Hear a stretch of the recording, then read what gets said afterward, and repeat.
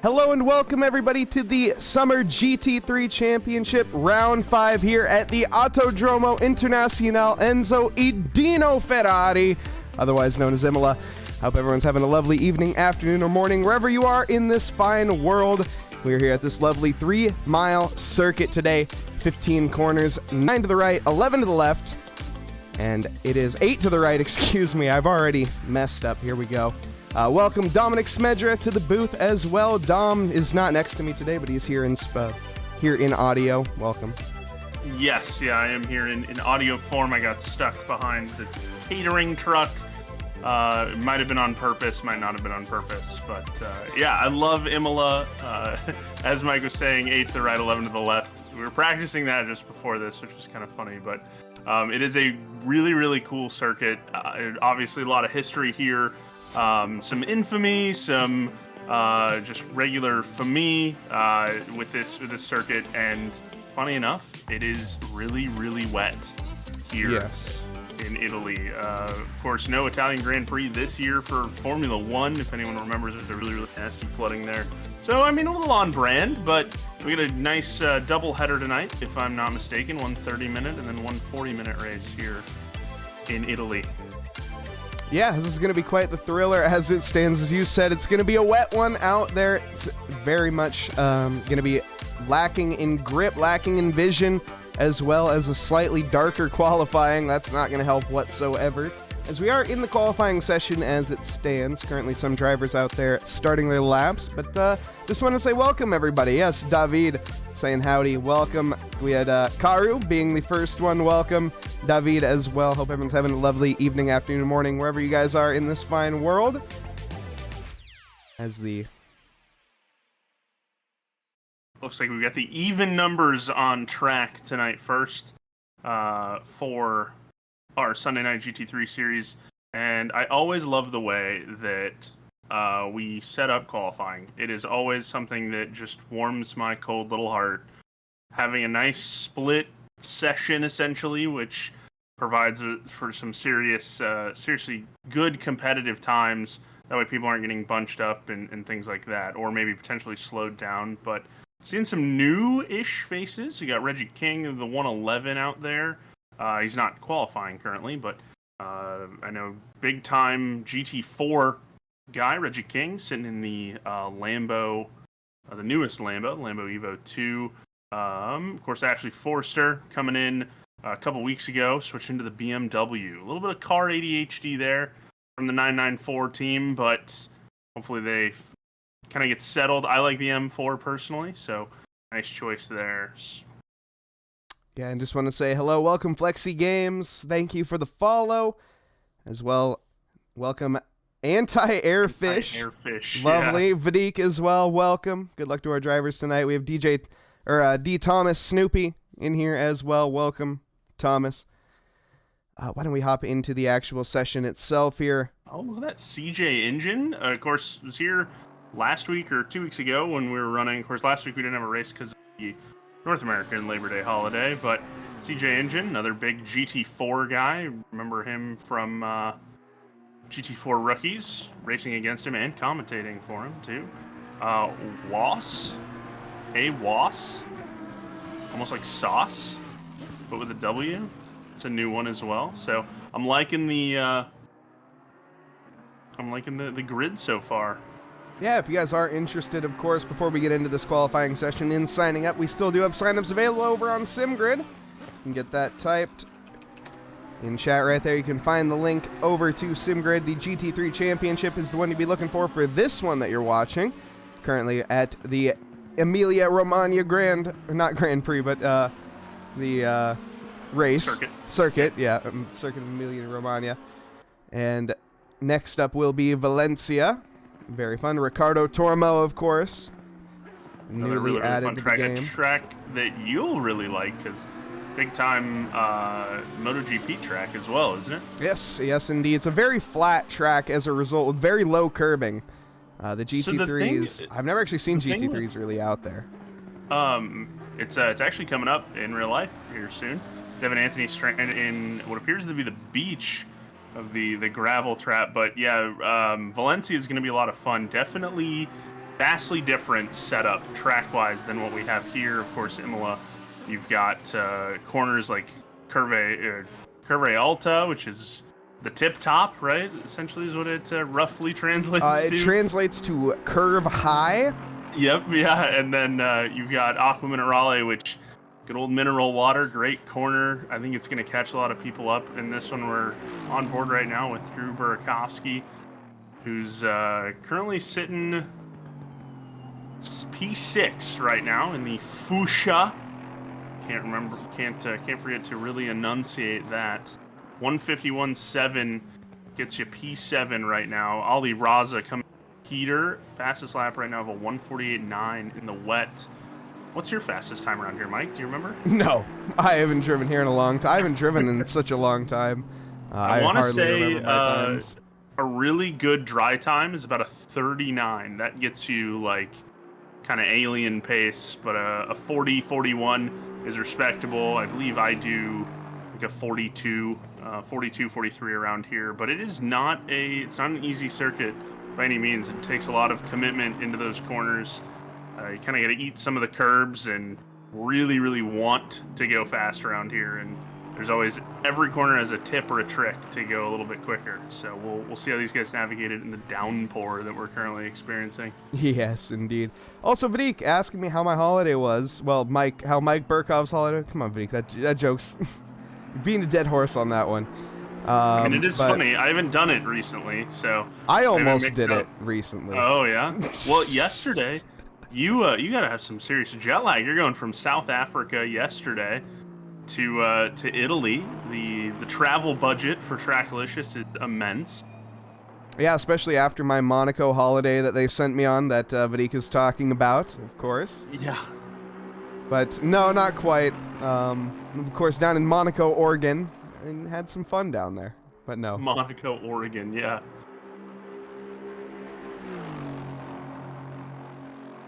Currently, Ali Raza sitting on the top of the time charts. As you were saying before, a 43, or 39, excuse me, is about the time to beat in the dry. Well, we're currently looking at 48.9 as pole position, and that is due to the extremely damp conditions down here. It is. Yeah, and the wet conditions, again, commanding more respect than you might think, but I don't think it's as flooded as it was during the practice sessions. I know I was seeing some serious rain come down during those practice sessions. Right along here with Ali Raza for a bit of a lap as we head now down into the, second corner. This first corner comes up awfully quickly onto Variante Bassa, the lowest part of the track. Now into Tamburillo through the chicane, heading on towards Variante Villeneuve. Tilts the car in very nicely. Gets down into second gear there, rotating it. Just trying to find the grip. It looks extremely grippy in this Lamborghini as we say that. Taking a little bit of a deep line. That's the wet line, of course. You would be a lot tighter in the dry, but you need to maximize that traction on exit there. Heading up now towards Piratella. Braking at the 50 board, just about clipping that sausage curb on the inside, but avoiding it ever so slightly. Now into mineral water we go. Yeah, nice control, great. Ali Raza knowing that you have to find the limit here to be quick, but the limit comes up pretty fast, especially in these conditions, and a great job through Aqua Minerale, which isn't easy to do in the dry, let alone in a little bit of a rainstorm here. Yeah, he's looking extremely well on the track. I mean, just everything in general is gripping up very nicely for him. Seems like he's got the proper heat into the tires. This is his third lap, I think he's done. Fourth lap he's actually done. We may have to see some telemetry on this one, because we might want to see what sort of grip hacks that Ollie has installed recently. But yeah, nice job coming across. He's going to be down on his time, 48. That 48.9 is still going to be his bestest. And now we're going to get the odd numbered cars coming out. The even cars are going to head into the pits, and we're going to see probably finish up, a couple people probably finishing up some laps.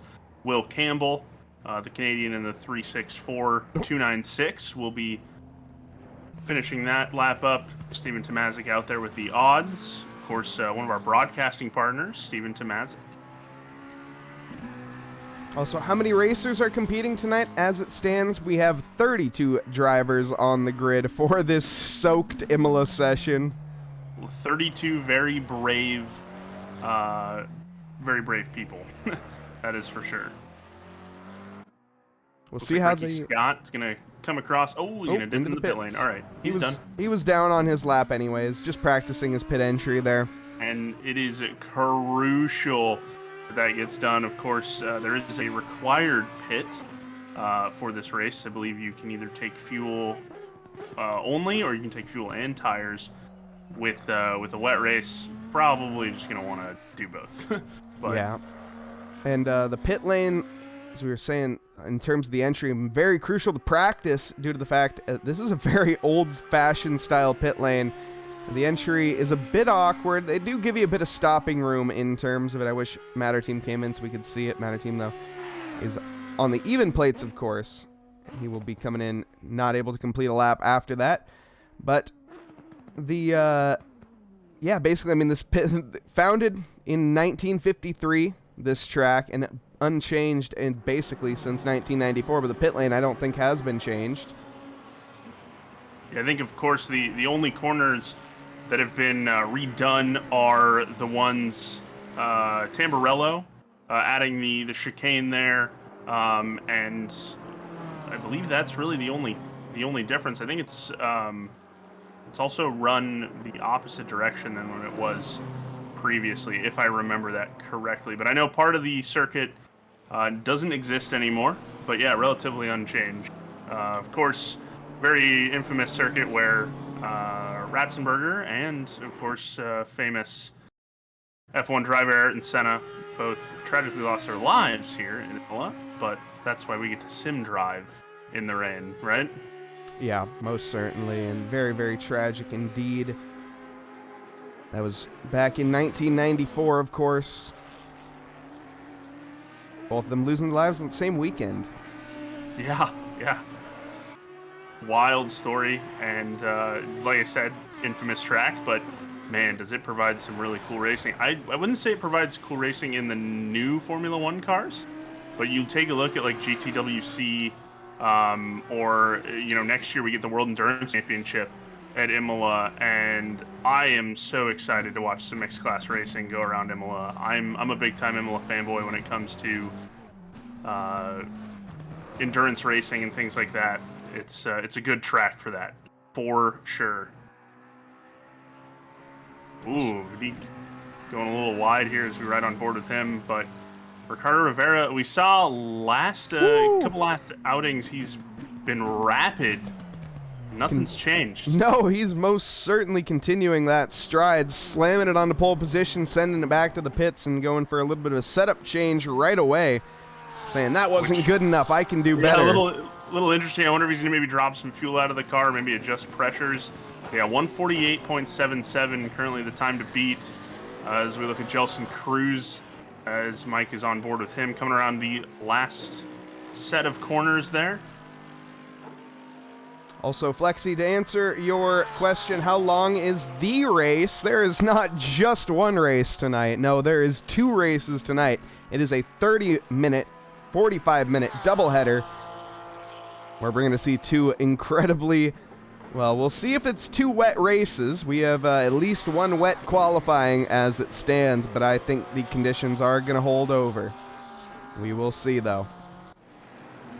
Yeah, kind of curious to see if race two, what would be really funny, and of course the advantage to some ACC wizardry in sim racing is that you can have an absolutely downpoured race like this, and then the very next one could be sunny middle of the day.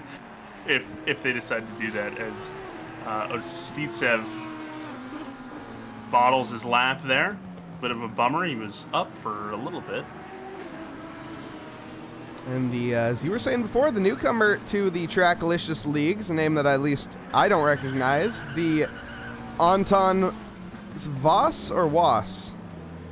I'm not sure, they don't have a flag, so I am unsure on the pronunciation of that. But from the CJ Engine Works team, also Lizzie Alisea dropping a 6-month sub, or rather sub for 6 months.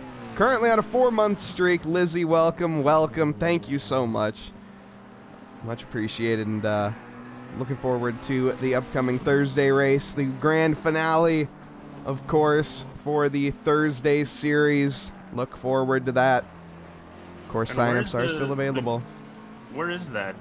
Is that Valencia as well? No? It is going to be over at Olton Park, of course, in case you didn't know, which I didn't either, to be fair. This nice little twisty, turny, very bumpy track at Olton Park provides some really fun racing as Was goes into the wall. Oh my goodness as well. Anti-Airfish dropping a 3-month subscription. Thank you, Anti-Airfish. That's also Mike Fisher, by the way, from the Rookie League. Yeah. Also, Quinn Smith slams it to pole position. My goodness, the 999 is right there. Not quite. Matches his time, actually. They came across the line almost right back to back. And Ricardo Rivera is now going out. He's about a 10th up right now, so that I don't think that pole position will last very long for Quinn Smith. And I've been genuinely... Now, Quinn knows I'm a fan. I like Quinn Smith. I like his driving style. He drove the Lexus for a long time. Now he's in the Audi. He has taken a step forward as far as competitiveness, in my opinion. Coming out of the Lexus, he's been doing just fine.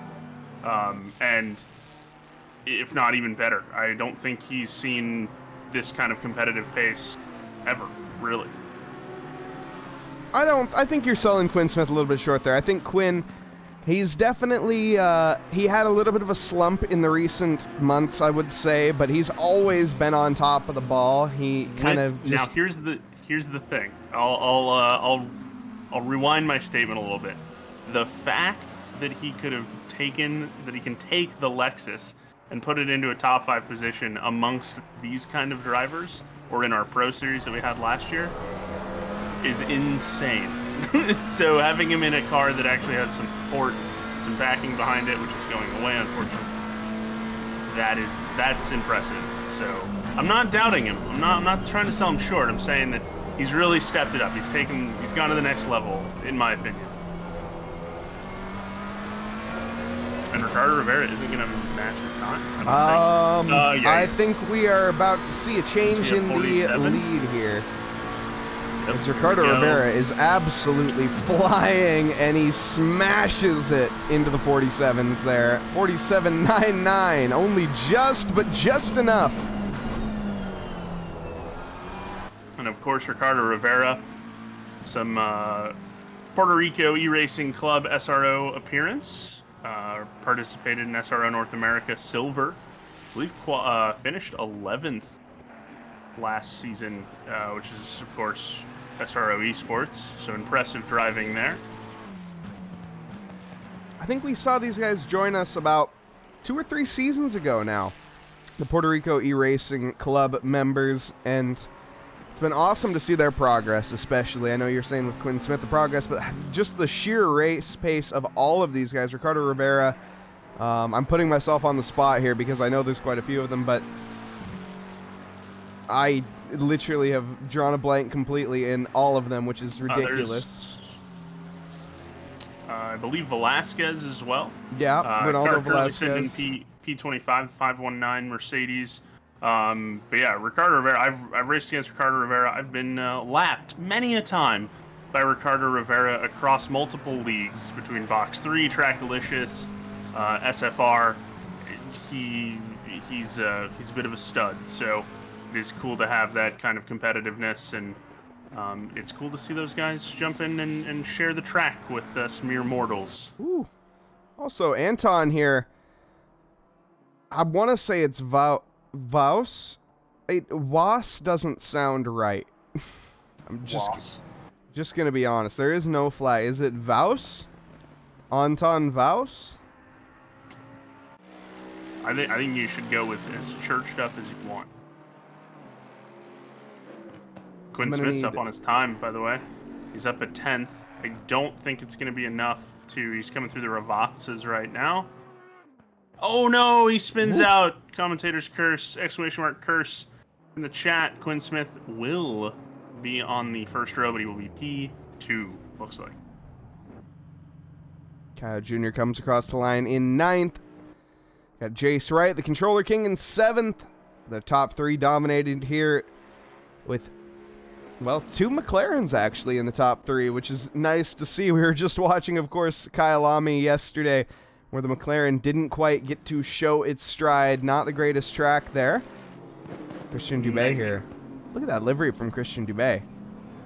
Yeah, I hadn't seen it for part of the season. Got it put on the car, and it is really cool. It reminds me of like a melted bag of Jolly Ranchers. I'm a big fan. I think that's a great description, honestly. Sitting P11. Christian Dubé definitely has put in some Tracklicious Pro Series lap times in the past. Wet does not favor the Canadian. We got one more car coming across the line. There we go. Let's get it going. Yes, indeed. As the Black Eyed Peas once said, let's get it started. Oh my goodness gracious, it's dry as a bone and sunny. That's hilarious. As sim racing does go, now we need to go do it live, folks. Load the day preset so the eyes are not on fire.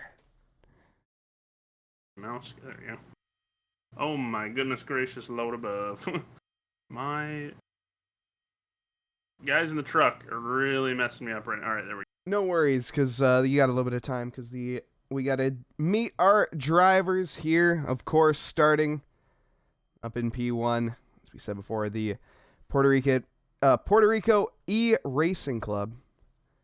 We have none other here than Ricardo Rivera, the 787. Next to him will be Quinn Smith, taking the front row, the WRT Audi. Anton Vaus in P3, the number 99 McLaren, the CJ Engine Works. Next to them in the second row will be Ollie Raza, the number 30 Canadian. We have Henrique Baltazar, P5, respectively, for the Pigeon Racing there. Great result, I would say. Also, Casey Schutte in 6th. Jace Wright up in 7th position. The Squadra Corsa Fuchsia Competition livery next to Darren Thomas, the Army vet. 613, awesome livery as well. Kyle Jr., the Brazilian driver, in 9th position. Next to them, rounding out our top 10 here, is going to be Reggie King, the number 111. Christian Dubé, 11th fastest in the number 71 Test Racing Esports, the Melted Jolly Rancher, as we will call it. Next to him will be Professor Chronotis in the Tracky Ferrari 296. Mike Burkov, the number 74 Porsche, in P13, next to Jelson Cruz, lining up in row 7 there, in 777. DeMarcus Rogers, 15th fastest, next to Stephen Poe in 16th. Vadik Odstitsiev in P17th. Ricky Scott in the Knox Racing McLaren, 18th fastest, next to Vinicius Martinez. I hope I pronounced that right. Apologies. The Brazilian driver, Drew Burakovsky in P20, next to Matter Team in 21st, CJ Engine, 22nd. Steven Tomazik in the Big Brain Racing BMW, lined up in 23rd, Ronaldo Velasquez in 24th. Mike Patrick, 25th fastest, next to Daniel Madrano in 26th in the Lamborghini Evo 2. Kevin Yu, 27th in the McLaren. Will Campbell will be lined up in P28. Next to Eric the Boss Kakasian in the Preggy Wives Had Lives Box 3. Schmidt Motorsport, whatever you want to call it. Bentley, there's a lot of names for that one, I'm not sure. Ashley Forrester, awesome chat member there, lined up in P30. Next to Devin Anthony in P31. Zane Bliskett, rounding out the rear here in the Dragon Soup Red Cola, the number 64. I like how we have the 664 and then the 64 right by each other as you guys get started to go on the formation lap. And someone mentioned in chat that the drivers have to be losing their minds, frantically switching setups while we look at this. And yes, more than likely they either planned on it switching to dry or they had something prepared in case it did switch to dry. But yeah, if someone got caught off guard, their setup is going to be really, really wonky. Also, love seeing a Schmidt Sports Eric Akassian out there. Love seeing that sweet Bentley livery. Really, really thank you, Eric, for my buddy Marcos made that. Marcos Manlack, good buddy of mine out of Argentina, did a fantastic job with that livery. It's also on my BMW as well. My buddy Simon Barnes and I raced that livery in SRA, but it looks so good on the Bentley, and he did a fantastic job. So shout out to Marcos there. Check him out on Fiverr. I'll plug him. I'll plug him like I plugged Daniel Versosa too. Might go and run to the right side of the car there. Bentley is the weird right-hand drive. It's not my first day on the job. No, it is not. But yeah, Marcos does fantastic work as far as liveries go, and I've pretty much provided for Marcos the last few months with the amount of liveries that he's made for me, so I'm really appreciative of him.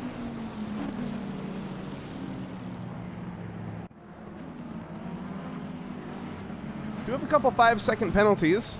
Those will be picked up from previous races, of course. They'll be served at the pit stop. One mandatory pit stop here tonight. Looks like Jelson Cruz in the 777 Porsche and Stephen Poe in the 369 296. Naughty. Luckily only 5 seconds. Definitely recoverable. Those are to be served in the pit stop.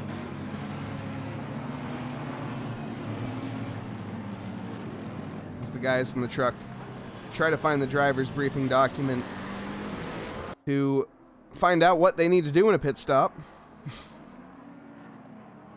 The drivers need... Kevin, you taking a very, very scenic line through... Okay. Did you figure it out? Yes, fixed 25 seconds. Cool. Yep. That's it, for fuel. It's either fuel or tires. Yep, 5 seconds added for tires, but... Imola's always... That's right. We don't need to get it too excited just yet. We still got a ways to go. Imola takes a minute. The drivers do line up 2x2 Noah's Ark formation, but it's a bit earlier than you would expect. Nonetheless, they're going to be creeping ever so forward down the start-finish straight now, heading towards that line. Of course, I'm Mike Nause in the booth. Joined by me is Dominic Smedra. We're going to see Ricardo Rivera here try to take the win here over Quinn Smith. Quinn Smith going to be going down into Tamburillo looking to contest. And Anton, don't count him out in the 296. The launch power as we're green now, and the Audi is away very good, as well as the Lamborghini quickly covering off taking the position. Ali Raza slamming the door shut there on Anton. Anton getting a pretty slow start down the outside, around the outside, a little bit of bumping and banging down into the first chicane we go. Quinn Smith doesn't quite get the job done. He didn't get the gap. In fact, that compromised his run. Quinn Smith under threat now from Ali Raza as we head now into Villeneuve. It's a big pack of cars behind. Drivers dipping their tires off into the grass, but we are green nonetheless. A couple of yellow flags behind as the 42 car... Oh, the Army vet is off into the gravel there momentarily. DeMarcus Rogers is also off. There's a couple cars that have had incidents. Eric Akassian getting through with ease and having a nice send there onto the BMW on the outside. Nice maneuvers and nice ground made up for some of these drivers on lap 1. Steven Tomazic taking full advantage of that. Jelson Cruz side by side heading up into Piratella now. It's hard to tell, camera angle being very awkward. Yeah, and great job so far to start this race off. Little bit of bumping, but nothing is too terribly egregious. Unfortunately, Drew Burakovsky taking probably the biggest slide down into P29. Yeah, you can tell these guys are ready to go and ready to not have that slippery surface underneath them. Nice grip levels, you can tell from how aggressive these guys have been going. We also have a little bit of a battle, maybe forming extremely early here. Ali Raza trying to take it to Quinn Smith. Ali Raza was showing his pace in the wet. It'd be very interesting to see how these drivers set their cars up. If they set it up for wet conditions, or if they set it up for changeable, or if they went straight for the dry, compromise their qualifying setup, and go all for the race. Yeah, and Martins and Campbell, a little bit of a duke out there coming out of Aqua Minerale into the the chicane there as they were exiting the chicane. A little bit of pushing and shoving, but all's fair in love and war right here. Good battle between the two 296s. That'll easy for me to say. Look at the pack behind Ali Raza right there as we get a great heli shot. Insane run there by Ali Raza, just breaking a little bit later than Quinn Smith. Quinn Smith having to run defensive, so he's not going to gain as much time to Ricardo Rivera, who's pulled out to a pretty sizable lead right now. The gap's at about almost 2 seconds now. Look at that pack. I saw a couple position changes and thought we might want to take a little look down here, and yes, we most certainly do. Jace Wright under massive threat right now from Casey Schutte. Casey Schutte under threat from Christian Dubé. Kyle Jr. attacking Christian Dubé. Kyle Jr. under threat from Carnotis. Vadik Kutsitsiev pressuring Carnotis. This is a pack and a half right here as we see a move as Vadik going for it down onto Professor Carnotis into Variante Alta, but it's not going to happen. The outside line is not quite where you want to be there. Carnotis covering that up very nicely. Kyle Jr. falling back a little bit too. A little romantic there by the Fuchsia. Lambo is Casey Schutte breaking a little late and Dubé following suit. I have a strange reason to believe that these 3 cars right here, 4 cars really, are going to duke it out and give us some seriously good racing entertainment. But yeah, you take a look at the deltas between about P4 to P14. They're all wicked close, highly competitive. These guys came prepared. As the slipstream is strong for Vadik as he's going to be trying to make the move around the outside, which is going to turn to the inside into Variante Tamburello we go. I don't know why I keep saying Variante. It's just fun. Through Tamburello into Villeneuve, but not quite. In fact, that's a lot of momentum lost from Vadik under pressure now from Jelson Cruz. Jelson Cruz, though, to serve that 5 seconds at the pit stops. Yeah, and Odstitsiev doing a great job to not make contact with Professor Carnotis right in front of him as they're going through. Kept it clean, nice, respectable racing. As they say, safety cars breed safety cars. Unfortunately, we don't have safety cars in this. It'd make it kind of fun, but that definitely could have been a lot worse than it was, is what I mean by that.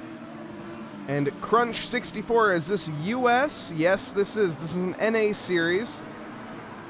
We over here at Trackalicious are NA based on the East Coast. Oh, no. Professor Carnotis is off. No, interrupt me, please do. Yeah, Carnotis ends up taking a little bit of a spin. Is it an unforced oopsie? Let's take a look. We cut it on the main feed here. Yeah. The trees, hopefully. Oh, it is a completely unforced error. Yeah, that is a big oopsies off into the kitty litter there. Oh, and then that's Reggie King going off. Oh, it is. In some weird error there. So Carnotis dips down into 22nd as it stands right now, and Reggie King down into 24th. So Aquamarale taking its first couple victims. Casey Schutte blowing by Jace right there like he's in a different class. And Casey Schutte and the Aston Martin, it is such a great pairing. I was talking with Casey before the race a couple weeks ago, and he's saying that he's just really enjoying the Aston, but he feels like possibly be competitive in something else. I don't think so, Casey. I think you kind of found your niche for sure. Oh, big battle right behind them. That's that's Devin Anthony getting lapped. Oh. But there is a battle behind, though. That's going to be the 2 Porsches going at it. That's going to be Jelson Cruz, Mike Burkov, side by side, heading up into Tosa. Mike Burkov currently biting at the heels as the 2 little terriers go at it here. You can see the size difference. The Porsche is very small in terms of size compared to some of the other ones out on track, especially low the to Bentley. The ground, petite, if you will. But yeah, getting a little held up there by I believe that's Rockefeller Racing Ferrari in front of them, isn't it? Looks like it is. Yes, that is Devin Anthony. Christian Dubé is coming out of the pit, so some drivers taking a very early pit stop. And Crunch, you're West Coast. I am West Coast as well. But no, definitely the EU you're gonna have much more lag on the EU servers from West Coast than on the East Coast servers. That is for certain. Of course, our stuff based out of Montreal. And if you are interested in joining any of our leagues, some of the leagues that we do have to offer, we'll do a quick little one. We got our GT3 Championship, GT3, GT4 Championship. That's going to be our season finale, though, coming up this week. Our road to the grand finals next at Misano. That's going to be 2 more races left in that, 12 hours left in total. We also have our rookie league. That's going to be at Laguna Seca, the next track. That's going to be tomorrow, in fact. We have both rookies and non-rookies. So fun. Watching the IndyCar race there earlier today, it was an absolute blast. Although it was filled with safety cars, it's still such a fun track, and packed grid for that Monday Night Rookie Series. 40+ cars, easy. 49 is our last showing. So we had 50 cars in the first and 49 in the second. We're trying to keep that record up, so make sure you guys get signed up for that. If you want some extreme racing, like I say, we have both rookies and non-rookies in that league, so highly recommend that. Yeah, and a really solid learning experience for someone wanting to get into GT4s. I'd say myself that it's probably one of the better series out there for someone that wants to just learn, too. You got some faster guys in there, but it's also a great place to figure out how to really race in a pack and things like that. And do it respectfully, of course. Ollie Raza getting held up by Darren Thomas a little bit, but they're able to get through as they're going to come up to Ashley Forrester now. And what time would the race start in GMT? It starts 8:30 Eastern and 5:30 Pacific. I'm not sure the difference. I think GMT is 3 hours difference, so maybe 6:30? 6:30 potentially? For you guys? Yeah, my man, we're paid to talk. We're not paid to do math. Yeah. So. Ollie Raza here navigating the back markers. I will say the back markers have come quickly. The pit stop at Imola is very brutal, it seems, in terms of lap time. I need to get that information from John. Yeah, it is a longer pit lane, pit exit and pit entry as well. There's a big old battle. Some lapped cars, some unlapped cars.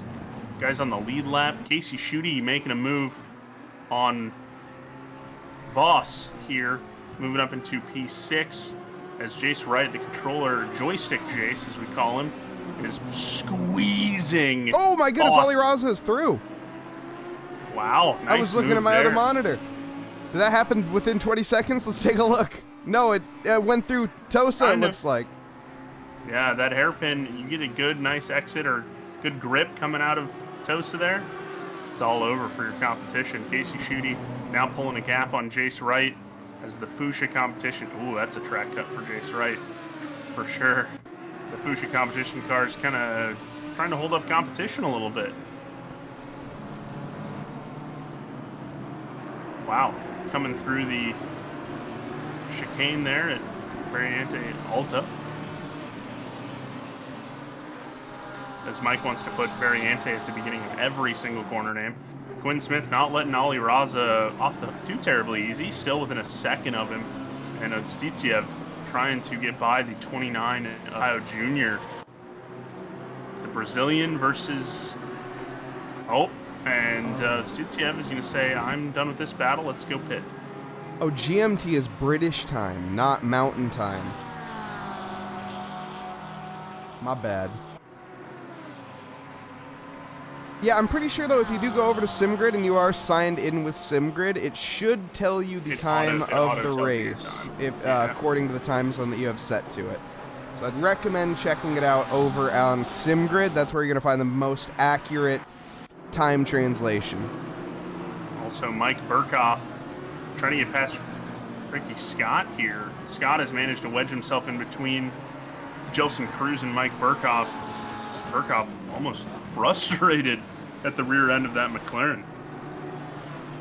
Can see some frustration up ahead as well from the flashing of the headlights. That's Kaio Jr. flashing Drew Burakovsky. As you were saying before, the Squadra Corsa Fuchsia getting in the way a little bit. Kaio Jr. a little upset. Trying to get by through a spot that's very tricky to get by. Not the greatest passing opportunity through... why can I only remember the fake name of it? Aqua Minerale. Yeah. I can only remember the translation off the top of my head. That's hilarious. Mineral water, yeah, but Drew Burakovsky finally letting up and letting Kyle Jr. go. Hardly. Very easily, though. Yeah, hardly letting up there. Having to get forced into an error just to... It looked natural, I would say. Nice little kind of slot back in, maybe try to unlap themselves. But yeah, I mean, as far as blue flags go, you got to be hub to hub. You got to, it's on the faster car to make that pass. So the slower car is not does not have to peel out of the way.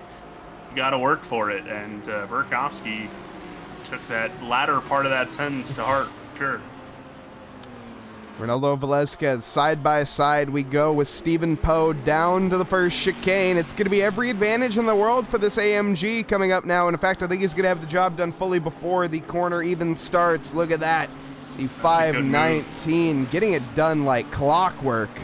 But the Ferraris are coming back here. He's got all Italian lockout behind him as they're coming through the latter part of Sector 1 here, going up into the chicane. But yeah, it looks like he might have a better grip in that AMG. That front engine seems to be dealing with this track a little bit better than those mid-engine guys. Yep, he is gone. Nice job there by the Mercedes. As now it's a little bit of a three-way fight between Mike Patrick, also known as Assbox on Twitch.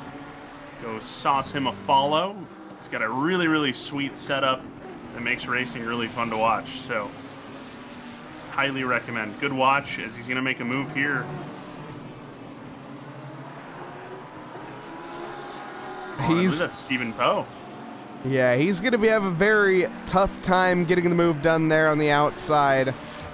Be a very risky one, though. This is going to be one of the best overtaking opportunities in the track for Medrano here, coming out into the final two corners, the penultimate corner of Ravazza 1, which quickly turns into the second, and it looks like the Lamborghini's going to have the advantage, but no, the exit is there for the Ferrari, but they both peel into the pits. No, they don't, actually. Mike Burkhoff with a disconnect. Mike Burkhoff is going to be out.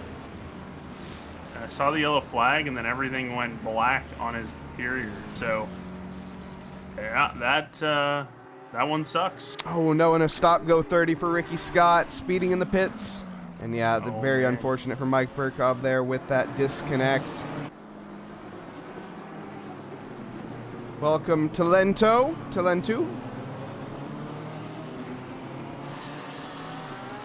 Tiger to Delta as well. Welcome. Hope everyone's having a lovely evening, afternoon, or morning, wherever you are. We see Drew Burkowski going side by side there with Ashley Forrester, getting the job done nice and easily. In fact, we also have Darren Thomas right behind in the Army Vet BMW. Getting into a little. Couple guys coming into pit lane: Gakassian, Velasquez, Patrick, Engine, and Dubé, which I believe just left. So. I believe so, anyway. How has my day been, Yuki? Stop go 30. It's been a lazy day today, so you can call it all right. Watched a lot of racing and some football, some American football, hand egg. Some people would call it. Eric Gakassian now leaving the pit lane. Coming on P23, Casey Schutte coming in. The car currently sitting P5. One of the cooler liveries on track, my DJ Engine leaving the pits. Ollie Raza dipping in, question mark? Yeah, looks like it. Man, Eric is up 7 positions in that Bentley. Our biggest winner, though, is actually going to be Zane Bliskett. From P last, up 19 positions to P13. Still yet to come into the pits, but 33 seconds separating them and the car behind, I think. It's hard to tell, actually. And it looks like Casey Schutte is going to take tires. Ollie Raza leaving the pits. Probably just took fuel for this one. Voss in, Yu in, and Drano in.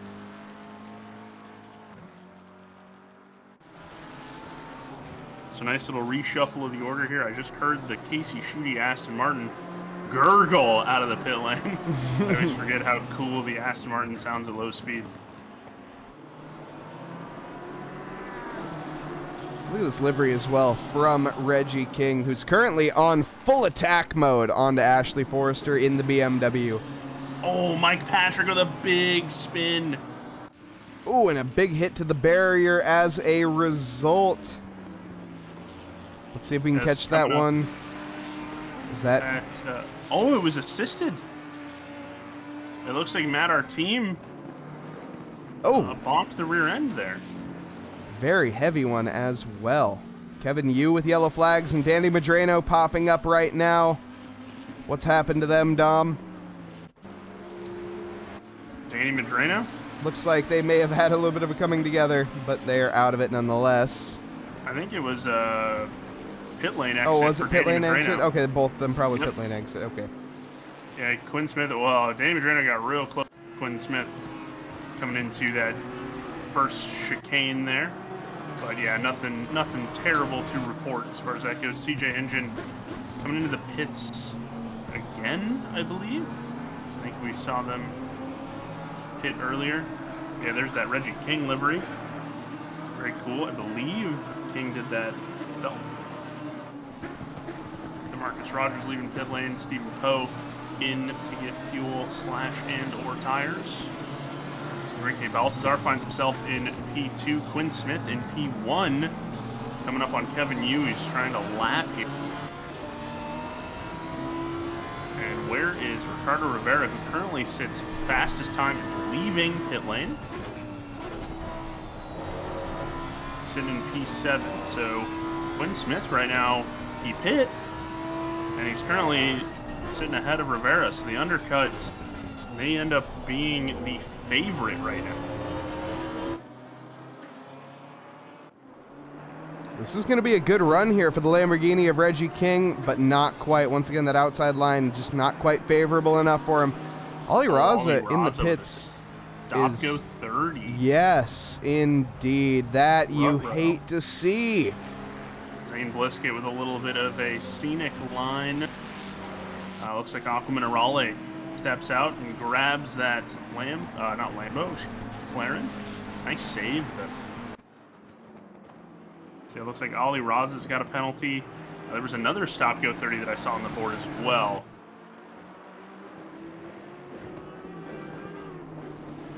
Oh, Quinn Smith hadn't pit yet. I sincerely apologize. Quinn now dipped in pits. Jace Wright, he's going for the overcut. Jace Wright also in pits. Joystick Jason 5. Pusha Competizione Lambo. I just spit everywhere when I said Pusha. Bit of a scrap here from Steven Tomazic, Ronaldo Velezquez, and Will Campbell. Will Campbell seemingly with the pace to walk away, even in that not-so-showroom-ready Ferrari 296. Bit of damage picked up on the front end there. He's making it look like it has not had any sort of aerodynamic effects, at least. A little bit of a wiggle, maybe I stand corrected. There. Quinn Smith has decided to pit as well. CJ Engine with a disqualification. Steven Tomazic, of course, I'm the bane of his existence. Those were his words, not mine. Every time I am in booth, he crashes or something goes catastrophically wrong. So I'm hoping tonight he ends up with a top 20 result. I think he can get into the top 10. Famous last words for me, but yeah, Steven Tomazic, one of our broadcast partners as well. Helpers on Monday nights, the rookie series, correct? Yes, indeed. Be commentating with me tomorrow, hopefully. Yeah, Steve does a great job, and he goes a little wide. He does a great job at commentary, not so great at staying on the track in the first few corners of Imola, and now under heavy threat from Matt, our team. Behind it, he gets pit maneuvered.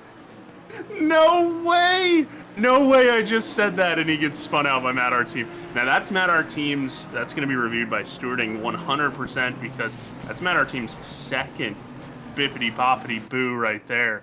DeMarcus Rogers also finding themselves off into the sand. I believe it was a little bit of it was unassisted as far as that goes. DeMarcus Rogers will find themselves spinning right back onto the track, but yeah, quite hilarious. I was just talking up Steven Tomazic and he gets cranked. Oh man, I'm sorry, buddy. I really am. We'll keep the camera on you for even longer just in case you mess up again. Absolutely. Will Campbell getting passed by Velasquez. Campbell trying to get that place back, and Matt Arteam right behind them. I don't think I've ever seen Matt Arteam not in an Audi.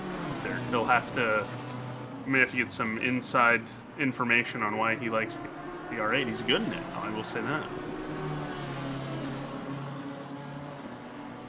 If it ain't broke, don't fix it, I think is the saying, right? Also, Aaron Miller, welcome Viper GT3 in chat. And what do you get disqualified for? Potentially, yeah, I'm not doing the stop go 30. That is possible, but I'm not sure. Who? Wait, someone got DSQ'd? Yes, CJ Engine has been disqualified. Oh, yeah. If you had a stop go 30 and didn't complete it in the next amount of time, yeah, you can get DSQ'd. Holy, late on the brakes goes Ollie Raza, the car twitching every which way. He even keeps it on track afterwards, but can't get the job done. Ashley Forrester defending like a madman here, coming down the start-finish straight, but Ollie Raza is going to have the better exit there. In all honesty, if I'm Ashley Forrester, I'm going to, a little bit of contact maybe? No, if I'm Ashley Forrester, I'm picking my battle here. Ollie Raza is very good, very fast. They're not my race. Ollie Raza is not my race if I'm Ashley Forrester. But good job, good battle. Made Ollie work for it, that's for sure. Definitely did make Ollie work for it. Ricardo Rivera Jr. and Cruz both in the pits. Good. Ricardo Rivera is climbing his way back up to the top of the field. Zane Blisket, the only one to not make a pit stop in front of him. Few drivers still to make their pit stops. Kyle Jr. actually making theirs. So actually at this point, everybody will have made their pit stop except for Zane Blisket. And Zane Blisket running on a heavy tank, more than likely. But we should see them drop down field. That pit lane at Imola here is very, very tricky. It's very long. So I believe they'll probably lose several places, maybe put out P12, something like that for P1. Better than where they started, though. That's for sure. Starting P last, they did a good job to try to maximize their efforts. Also, Voss taking a little bit of a spill coming out of the Villeneuve chicane, looks like. Yep, launched on those sausage curves a little much. Italian sausage curves, they're spicy. Oh no! As you say that, Steven Tomazic takes a hefty bite out of a sausage curve and puts it into the barrier. And that's what you get, Steve.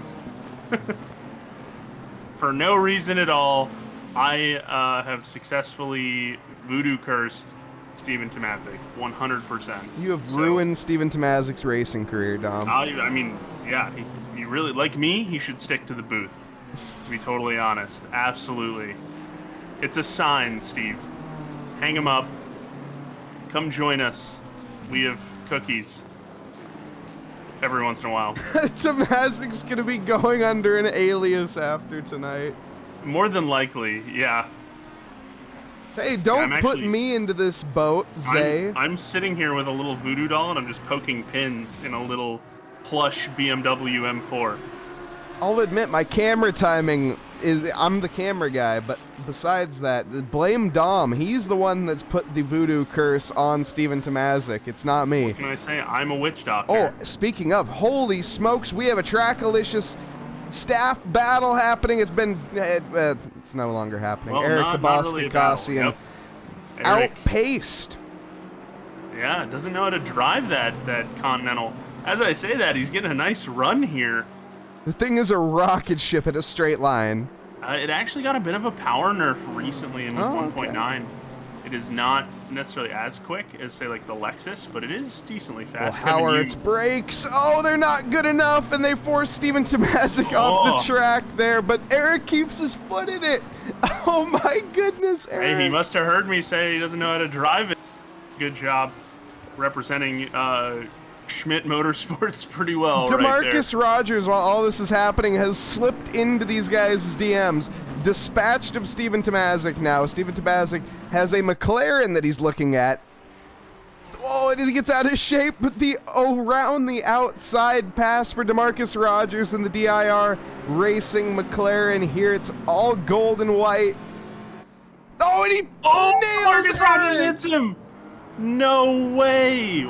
Wow. Oh no! Eric, the boss, Gakos, getting his mandatory screen time, but not in the manner that he wishes, and rejoining the track. Does keep out of the way there of Drew Barakovsky, but gets overtaken, and I think also Darren Thomas going to be looking to get that done as well. Rear end damage to the Bentley. You get a ton of aero coming out of the back end there. It's going to be a rough drive right now. Of course, Eric already pitted. We also see Zane Blisket coming in, who was our leader for a little while, is now hit the pit lane. And my P12 prediction is a little off. P14 as it stands, the predicted and falling. Hey man, I'm here to talk, not do math. Little three-way battle here, four-way battle, just about. Matt, our team, coming up in this shot just in the background, but Will Campbell trying to get whatever he can done. Maybe get his way into the top 10 even. Jelson Cruz holding on to that with every muscle he has in his body. 1 minute and 55 seconds to go. It's going to be 2 more laps for Jelson Cruz. Yeah, our final 2 minutes brought to you by Sargento Cheese. We'll see what kind of action, what kind of late moves these guys are going to make. I sense a Ravazza send coming up from someone. I don't know who yet, but it very well could be Velasquez and or Campbell, or both. We'll see. Also, earlier, I think I pronounced this name potentially correctly, but almost. I think I got the last name wrong, but the first name. I think you said Martinez. I did, which was incorrect. But I think I got the first name right. What did I even? Vinicius? It's Vinicius Martins? Vinicius Martins got the job done on to Mike Patrick. Unfortunately missed that one, but his Trackalicious debut race, currently sitting down in P26 and battling with the likes of Reggie. Reggie is no slouch in pace, that's for sure. Oh no, Reggie, I'm sorry! Oh, exclamation mark, curse. Mike Nause, everybody. All right, fine, I'm a voodoo wizard as well, that's okay. Yep. Witch doctor, absolute witch doctor. Also, Dubé leaving the pit lane. Not sure what that was about. Almost making contact with him at our team. I wonder if that was the required pit stop for Dubé. We have to keep the camera on somebody, guys. It's just not working out. Just goes to a black screen and it commentates the race like it's a radio broadcast. It's honestly probably what we should do sometimes. 76 times. I wonder when that counter was restarted last. I'm kind of curious. Because I think that's probably from the Pro Series too, and we cursed the hell out of those poor guys. Yeah, we're not great, Bob, in terms of that regard. Christian Dubé getting a little out of shape in that melted Jolly Rancher, but Ricardo Rivera, the Puerto Rico E-Racing Club, does come to the checkered flag. That's going to be first position for the Puerto Rican there. 787 comes across the line. The McLaren takes the win. Quinn Smith, 10 seconds behind the number 999 WRT Audi. And Henrique Baltazar in the Pigeon Racing, kind of coming out of nowhere, actually. Unfortunately, subtle drive from Baltazar and Casey Schutte as well. Casey Schutte, Chase Wright, rounding out our top 5. It's Stitsiev in P6. Voss in P7. Nice job on a debut.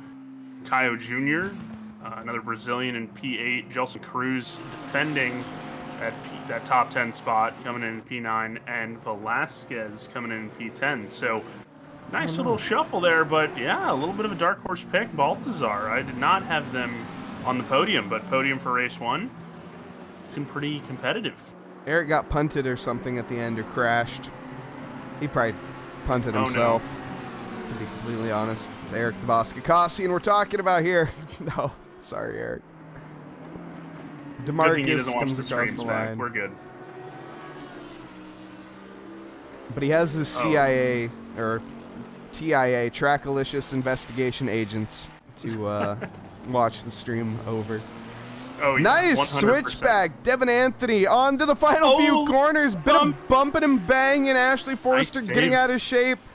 But Devin Anthony is going to keep his foot in it and take the position away. 28th position for Devin Anthony. A battle to the line, though. You love to see it. And our only non-finisher, CJ Engine, unfortunately, with that DSQ. But luckily, that's why there's another race. Of course, next race, 45 minutes on the clock. This one just a mere 30. And oh no, Ricky. I'm looking at. I'm listening to some team radio here. Unreal beeping stop go 30, and guess what? It's raining in the next qualifying zone, which is very funny. 1 minute. 1 minute due to setup changes here, and then we will see the cars piling out on track. And yes, indeed, this is going to be a funny one for us. Funny one for us, yeah. Probably not great for them. Sick of night qualifying from some of the drivers that I was hearing over the team radios. So yeah, it'll be interesting. I'm excited to see how this one goes. I'll also be interested to see how much we see some spins. I think these guys are going to go out and practice, try to get their grips back up.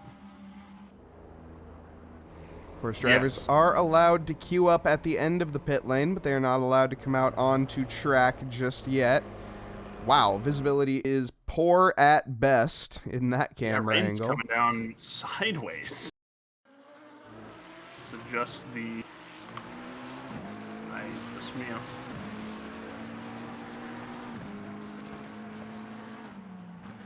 Oh, and Ali Raza immediately overcooking it out of the pits. Very uncharacteristic. I said we were going to maybe see a spin. Look at that. Ali Raza having some issues. Look at the helicam view is quite comical. You can barely see it. Very grainy. This is going to be our flooded session here. Sure, it looks like the even numbers are going to go out first. I believe we saw the odds go out first last time, so evens out first this time. I might be wrong, but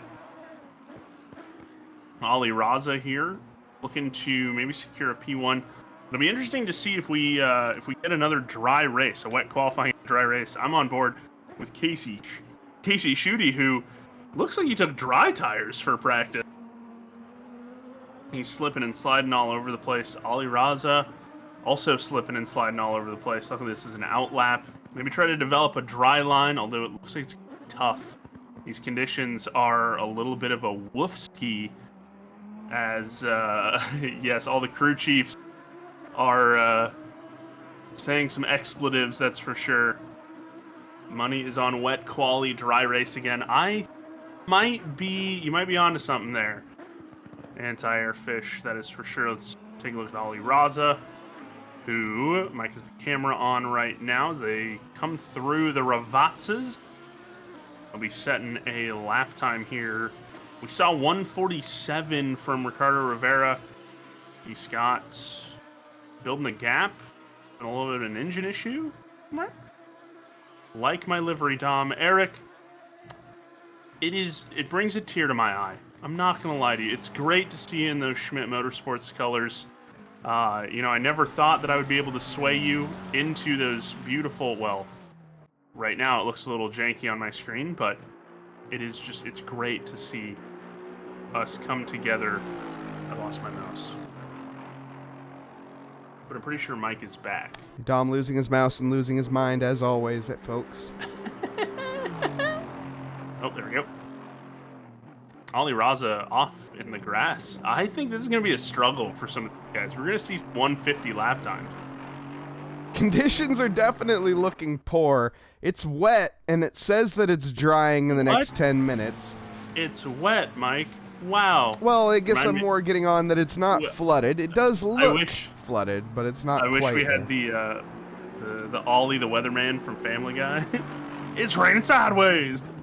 That's what it looks like right now, for sure. We'll see once we come over into the race. As we had in race 1, this was the qualifying setup we had before, but we'll see. This is a bit wetter, and we'll see if the race manages to come in the same manner. The Williams BMW team here to start their lap. It looks like a different car for Ashley Forrester. It was black in the last race. Now it's white. You're right. It was. They did change liveries, and I don't think we have either of them. Yeah. Oh, maybe I do. Hold on. If that's the one I'm thinking of, I have it. Wow. Just ripping everything I say out of context, guys. I see how it is. I see how it is.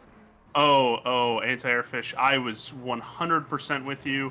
There were so many jokes floating around in my head, so don't you worry.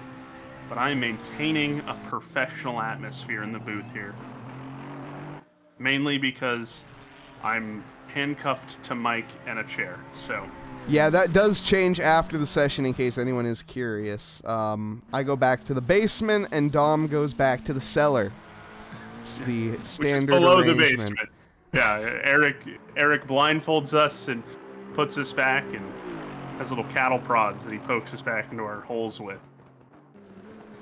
Only when necessary, though. Casey Schutte takes pole position and then overcooks it into the first corner. Wow, that was sick, though. You were right, though. 1:54.0 is the lap time. That's about 4 seconds slower than I thought we were going to see. That's, of course, his first lap. So, first, like, really, really trying lap. Obviously, this one invalid, question mark, I believe. There's no way that this is... Yeah, it is definitely invalid. Going full Fast and Furious Tokyo Drift around the Tamburello chicane, so... Drew Burakovsky here on pace for a flyer as it stands, actually.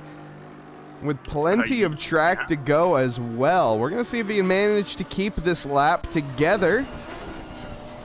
Coming now in through Piratella, heading towards Aqua Minerale now. Can see the grip, or at least the lack thereof, and as Dom says, yes, the really Aqua Minerale here. It's very, very much so. Emphasis on the Aqua.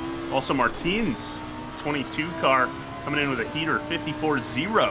Wow. On this very, very wet track. So, we'll see if Burakovsky's in line for a 53. If everything holds out. I'm taking a look at his electronics here. TC cranked up, ABS cranked up, and he's still in engine map 1, looks like. So he's still on the most aggressive throttle setting, essentially. So, an interesting move here. Probably a dry setup with wet tires. Maybe fiddling around with some TC here, but it's going to take some gymnastry, as I like to say. Yeah. Let's see what he does. Forzy, you'll have to check the upload on that one. We didn't see either of the liveries, unfortunately. 52.6. Almost a middle of the road, really. 52.6, but that is pretty quick for these conditions. Got Casey Schutte up 0.3. Will Campbell up a second. Looks like Burakovsky just made a dry line for every... It's kind of what it looked like. Casey Schutte in the Reckless Racing GT4 on a very respectable lap as well here. Should probably pull up the timing chart so you guys can see it. Might help. Yeah, looking at a 153. Probably a 152.8, really. Will Campbell invalidates and goes off at Aqua Minerale. Martin's also invalid. Ali Raza sending it with a 151. There's the pro time that we were expecting. It's not the 147, 148 that we saw in the last session, but a little quicker. He's also 4/10 up on his time right now, so. Horsey, the only other thing I can think is if you uploaded the cars.json into the cars.json file. Other than that, you need to check the upload on the actual folder itself and then just delete it and redo it. Always a good IT tactic. Turn it off and back on again. Casey Schutte up 2 seconds on his time right now. Gunning for a 152 to compete with Drew Burakovsky. I don't think anyone's going to compete with Ali Raza coming out of the East. Ali Raza 6/10 up on his time going through Aqua Minerale right now. There's Casey Schutte bumping up to P2, 151.7. Nice job there by the Indiana native. Oh, and this is going to be Ali Raza's final lap, and he's caught up in traffic as well, trying to negotiate through this Ferrari. The lap time is still increasing somehow. Ali Raza, the only person that can get stuck in traffic and still have a faster lap. Man is absolutely rapid. Now braking at the 75 board. Well, not board, but 75 meters. Impeded. Coming now onto the start-finish straight. One more corner to go. I know it doesn't look like it, but the final corner, a very tricky one. Tilts it in. Lovely apex and gets it done now to the line. I think without the holdup of Devin Anthony there, it's probably a 149. I'm not going to lie to you. So all he did get to start another lap. The virtual checkered flag, of course, falling at the 10-minute mark, where the even plate drivers will no longer be able to start a lap, but anyone on a lap will be able to finish it, and they will no longer be able to finish it because it's invalid. Yeah, it looks like Martins is going to get one more shot. Burakovsky's on probably the last one. Ricky Scott and Will Campbell also still in valid laps, as well as Bliskett, who's getting a chance to qualify for this one after unable to qualify for the other one, having a gearbox issue before the qualifying of race 1.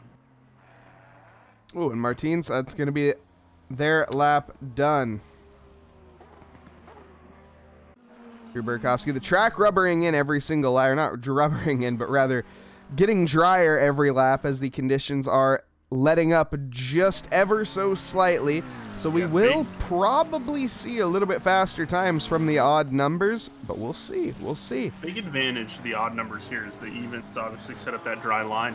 Now keep in mind, folks, if you want to put your tinfoil hats on, Eric Gakasi, who runs Track Delicious, is an odd-numbered car. And he set up which cars go out first and second, as well as the weather conditions. So, I mean, I'm just saying, guys, he may have set this up.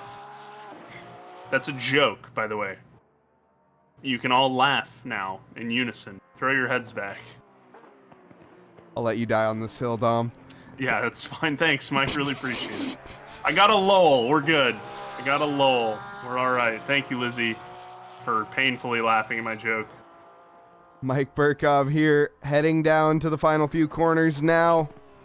7/10 up on the Delta, needs a little bit more to potentially take that pole position away from Ali Raza. Does he have it in him? Getting the exit now with that Porsche 992. To the line, it's going to be close. It's going to be extremely close. Does he have it? Ali Raza, he's going to be gripping at his teeth, and he does hold on to it. Mike Burkov, not quick enough.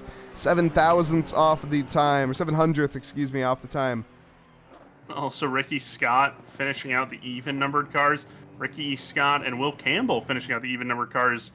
I think they went out a little long for the quali session, but I could be wrong. Lizzie, you just haven't worked with Dom yet. That's the problem. We gotta support our commentators. Yeah. Don't support me. Thank you, though. We do see the odd numbers out on track now. Steven Tomazic. Nope. Don't mention his name. Oh, don't talk excuse about it. me. This driver is driving a car around a track currently. That's what we'll do for Steven. Okay, there's no way I'm going to remember that. Just this particular orange M4 is currently going at RPMs. Quinn Smith heading down towards the Tamburillo chicane. It's going to be wet but drying, braking at very early before the Marshall board. Approaching now, going over the bumps in Tamburillo, looking awfully clean, actually. It misses that inside curb like a cancer. Wants nothing to do with it. Trying to maintain high speed through that section there. Staying on the track, nice. Milking the cow, as Mike says, almost through there. Great hairpin here. Is it called Tosa? Yep. No more witchcraft, Mike. I can't control it's it. me, dude. I am. And Dom is, yeah, Dom's the one for Steven. Yeah. I went down to New Orleans once, found a bunch of voodoo stuff. I got that West Coast witchcraft, you know? I'm watching this lap from Quinn Smith, and it's kind of mesmerizing. Yeah, you have the wrong Salem. The other Salem. You're not wrong. Quinn Smith. Mardi Gras speeds. Oh, wow. As you say, milking the cow on exit there. Is that valid still? Yeah, he's still valid. Did a little rally driving over the bumps. Also, there's a lot more odd number cars than even number cars. Have we seen that? Lots of 1s and 7s and 9s.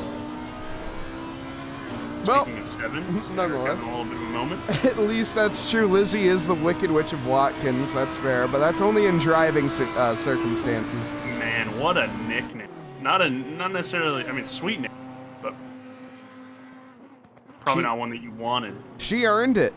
Got to give her credit. She earned it. Wicked Witch of Watkins. Wow, it's pretty good. Quinn Smith, though, up to pole position.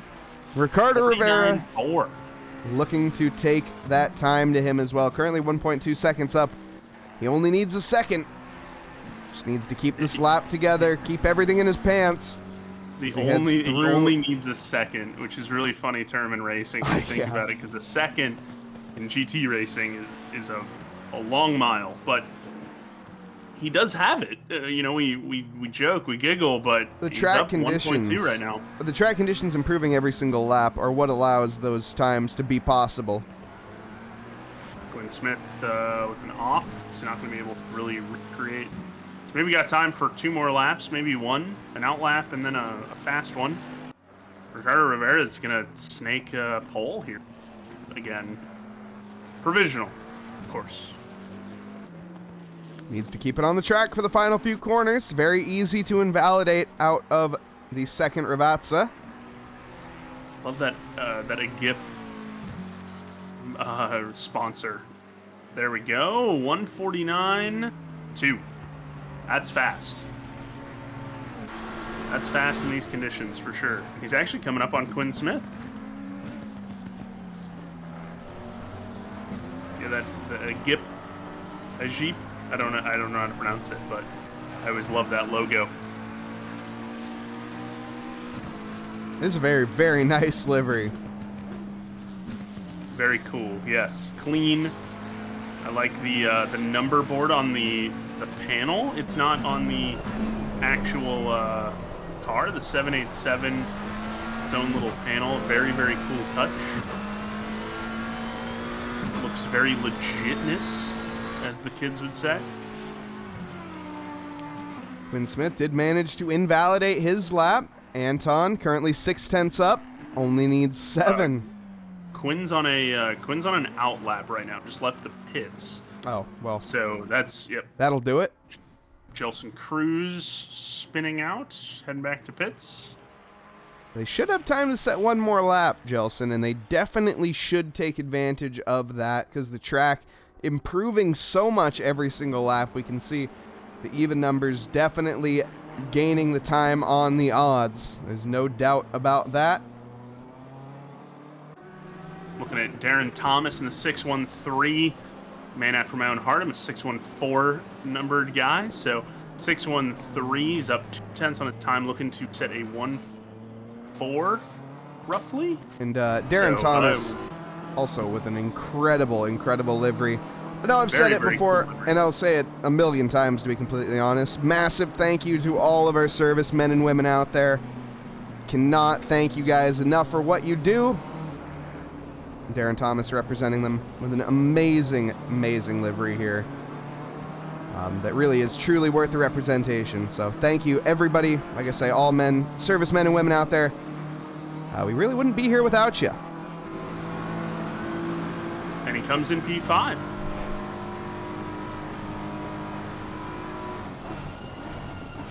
And no X stills Z getting boned by not going out first. Coming across the team radio, I believe, is what that was.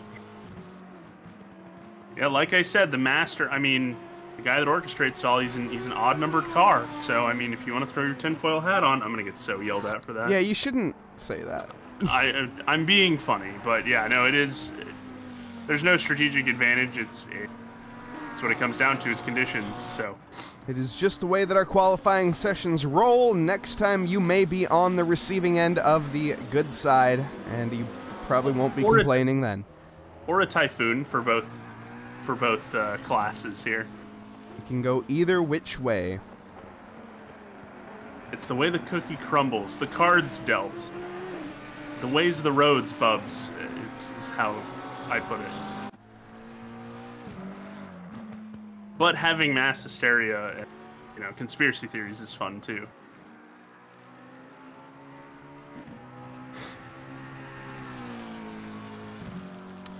It is just facts. You're not wrong. But yeah, it is what it is, unfortunately. But oh, Mike whipping out the Gen Z TikTok sound. It is what it is.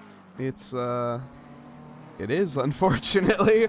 I mean, it sucks to be on the receiving end of but once again, like I say, next time you may be on the benefit, so it's a double-edged sword. Happens to everybody. It's not just you. Ruthless, man after my own heart, thinking about cookies. Jace Wright coming in 5th on a controller in the adverse conditions. Currently sitting top 5. Henrique Baltazar sitting top 6. I didn't have that one on my bingo card, but Henrique Baltazar is the one to keep an eye on as it stands. In fact, they are currently looking to make a barnstormer of a performance, in fact, and smash the pole position time. Yeah, 1.2 seconds up on Ricardo Rivera. Is the McLaren goated in the wet? Yes. I didn't know this. Henrique Baltazar yoinking it at least from the 787. The McLaren used to be the best car in the wet, the old one, but that was a long time ago. That was a long time ago. That used to be that's a long dead memory of mine. It's the Titanic meme of it's been 84 years. Yeah, pretty much. Yeah, but now that the new McLaren Evo is out, it's still incredible in the wet, but not quite as good as the old McLaren. Quinn Smith up 2nd on his time, getting held up by, I believe that's CJ Engine right in front of him. So we'll see if maybe he gets a little bit of a tow here. There was some flashing of the lights. Ricardo Rivera up 0.2 on his time, but I don't think it's going to be quick enough. Quinn Smith does get a little bit of a slingshot right there. And there we go. Quinn Smith snatching pole away, 148.3. Rivera coming up to P3, throning Voss, 148.9. So a little bit wetter conditions, stickier stuff, resulting in some slower lap times. But still, nonetheless, incredibly competitive. 0.6 between 1 and 3. Pretty good. That's a good-looking car. No biases here. No, zero. Zilch. And it's a wet race. Looks like it's going to be wet for a little bit, but it's going to dry up. But everybody gets it in the wet. So watch out for slippery curves and remember to brake earlier. You all have ample wet time. And a little message there from Race Control that I just heard in my ear is, it's wet. Make sure you remember to brake earlier. It's a good message to all the drivers out there. Make sure you guys are braking a lot earlier. Yes, because the braking points obviously change with I don't want to say minimal traction, but obviously you have less traction with the slicker surface. So, and the rain has not stopped since qualifying. So this should be fun, says Ruthless. Fun is a word, yes. I want to give these guys the benefit of the doubt. They got through Team 1 and Team clean, so we'll see how it goes. Last time. Why don't we get in here and meet our drivers as it stands? Starting in P1, it's going to be the number 999, Quinn Smith, taking the pole position. And on the front row next to them is going to be the Pigeon Racing of Henrique Baltazar, the Brazilian driver. Ricardo Rivera, the Puerto Rican, in P3, the 787, next to Anton Voss in 4th. Christian Dubé, 5th fastest, next to Jace Wright in 6th. Vadik Odstitsev in 7th position in the Squadra Corsa Fuchsia competition livery. DeMarcus Rogers in 8th. Darren Thomas, 9th fastest. Next to him will be Ronaldo Velasquez in 10th. Jelson Cruz, 11th fastest, the number 777 Rocky Rockefeller Porsche 992. Kaio Jr. going to be taking the 6th row there in P12. Ali Raza, 13th fastest as a result of the qualifying setup. Going to be down a bit from where we expected, but nonetheless, the Canadian driver will be starting there in 13th. CJ Engine, 14th fastest for him, next to Mike Burkov in 15th. Kevin Yu taking 16th position overall in that McLaren. Okay, Mike Patrick, 17th overall in the number 77 black. 296, excuse me. Reggie King, the awesome livery there, the WYC number 18 or number 111 in P18. Will Campbell lining up in 19th. Casey Schutte going to be rounding out our top 20. Stephen Poe, 21st fastest, next to Ricky Scott in 22nd. Professor Kenotis, 23rd overall. Stephen Tomazic going to be taking 24th. Eric Gakassian in 25th, next to Vinicius Martins, apologies, the Brazilian driver, number 22. Drew Burakovsky, going to be in P27 overall. The number 68 driver, Daniel Madrano, 28th, next to Matter Team in 29th. Zane Bliskett, P30. Devin Anthony in the Rockefeller Racing, going to be in P31. And last but not least here is going to be the Williams BMW team of Ashley Forrester, bringing out P32. Cars underway now as we begin our 3-mile outlap here at Imola. And we got some penalties as well to be served. Jelson Cruz and Stephen Poe again. This is a little deja vu-esque, but I believe it's their 10-second time penalties but split across the 2 races. So that was very nice of the stewards to do. They could have just tacked them onto both races. Or tacked them onto one race and really kind of beat them down, but that's neat. At least that's my assumption. I'm not quite sure how the penalty system is working for this series anyway.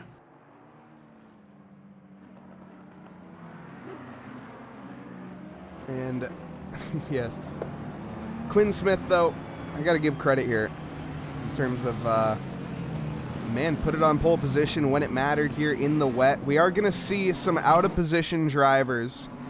Ali Raza got a bit of ground to make up, not to mention a few others. Mike Burkov, definitely one to keep an eye on. Casey Schutte, even Mike Patrick, Reggie King, Will Campbell, any of these drivers that are in the odd plates, like we were saying before, had a slight disadvantage in terms of their qualifying.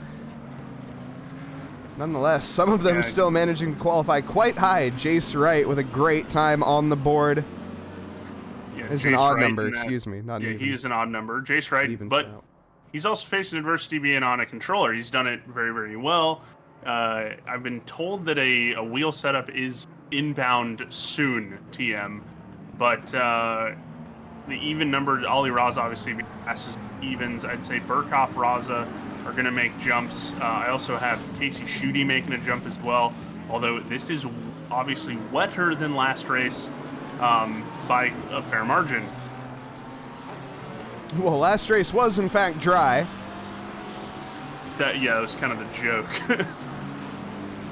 But I meant to say it as a fact, but yeah. You're right. It was a fact, and whoa, it was, yeah. My goodness, that Ferrari getting a little out of shape under braking already. Will Campbell Needs to keep it between the mayo and the mustard if he wants to make his braking zones. That's a new one. As it stands, though, we line up 2x2, Noah's Ark formation, getting ready now to go green. Quinn Smith on pole position, Henrique Baltazar in second. I'm Mike Nause in the booth. Joined with me is Dominic Smedra. Got a little bit of a calm before the storm here, before we reach the eco board a bit further up ahead. Henrique going to be trying to challenge it into P1. The Pigeon Racing with an incredible result in race 1, managing to take the podium up, I think, 6 positions from where they started. And we're green here at Imola for race 2, heading down to Tamburillo. And Quinn Smith off to a pretty good start. Henrique Baltazar with about a dead even one. We have Ricardo Rivera closely tailing behind, but it's going to be 3 wide heading into the braking zone back. The drivers do back out and very, very safe into Tamburillo as it stands. The lead change does not manage, but then Darren Thomas has gone off. Oh no, as a few other drivers are through. We see team battle from the Squadra courses, trying to have a little bit of a scrap here, but there's a McLaren falling down the field. That's going to be Ricardo Rivera. What's happened to Ricardo? He is absolutely plummeting. Ollie Raza trying to get a move done as well. It was actually Blisket. Oh no, and Ollie Raza taps Vedika Stitsiev, and he has ended up as a roadblock. There's a massive concertina effect as a result. Heading up now towards Piratella. Mike Burkhoff gets the drag off towards it, and the McLaren of DeMarcus Rogers going to have to be fighting firm and strong against Vedika Stitsiev, but the Lamborghini gets the better drive there in the wet. As it stands, what incredible racing, Dom, here on lap 1. We still have not resolved any of these scraps just yet. Ronaldo Velazquez and Mike Patrick going firm into Aqua Minerale there and getting the job done. Yeah, a little less clean than race 1. Of course, it's a 45-minute race, a little bit longer race. Conditions vastly different than last go-around, but they did a decent job. It could have been a lot worse going into T1, T2, that complex there. Still some bumping and banging, but not nearly as wee bowling as it could have been, that's for sure. But yeah, these guys, the conditions are providing us with some really, really good battles, and everybody having to respect the conditions as well as their fellow drivers. Marcus Rogers and Vedika Stitsiev, they're going to come together, and pretty soon here, Forrester and Tomazic.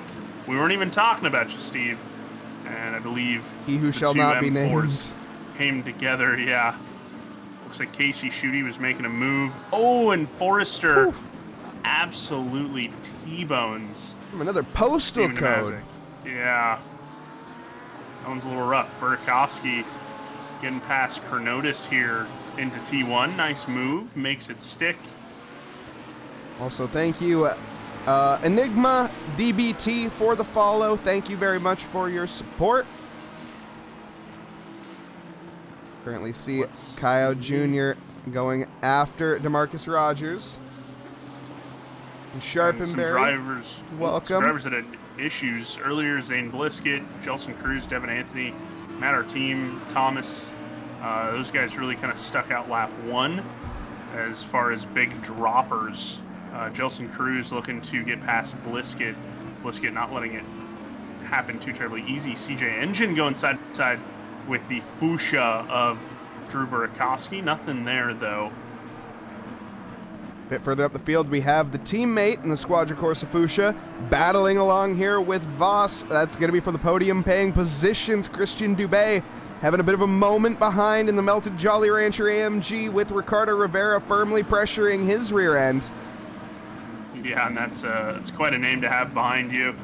Dubé, no slouch in their own right, really whipping that that AMG around. A little bit of a mistake, and Rivera's going to capitalize. No mistake there from Rivera. Now Ollie Raza, right conditions, catching Dubé out a little bit.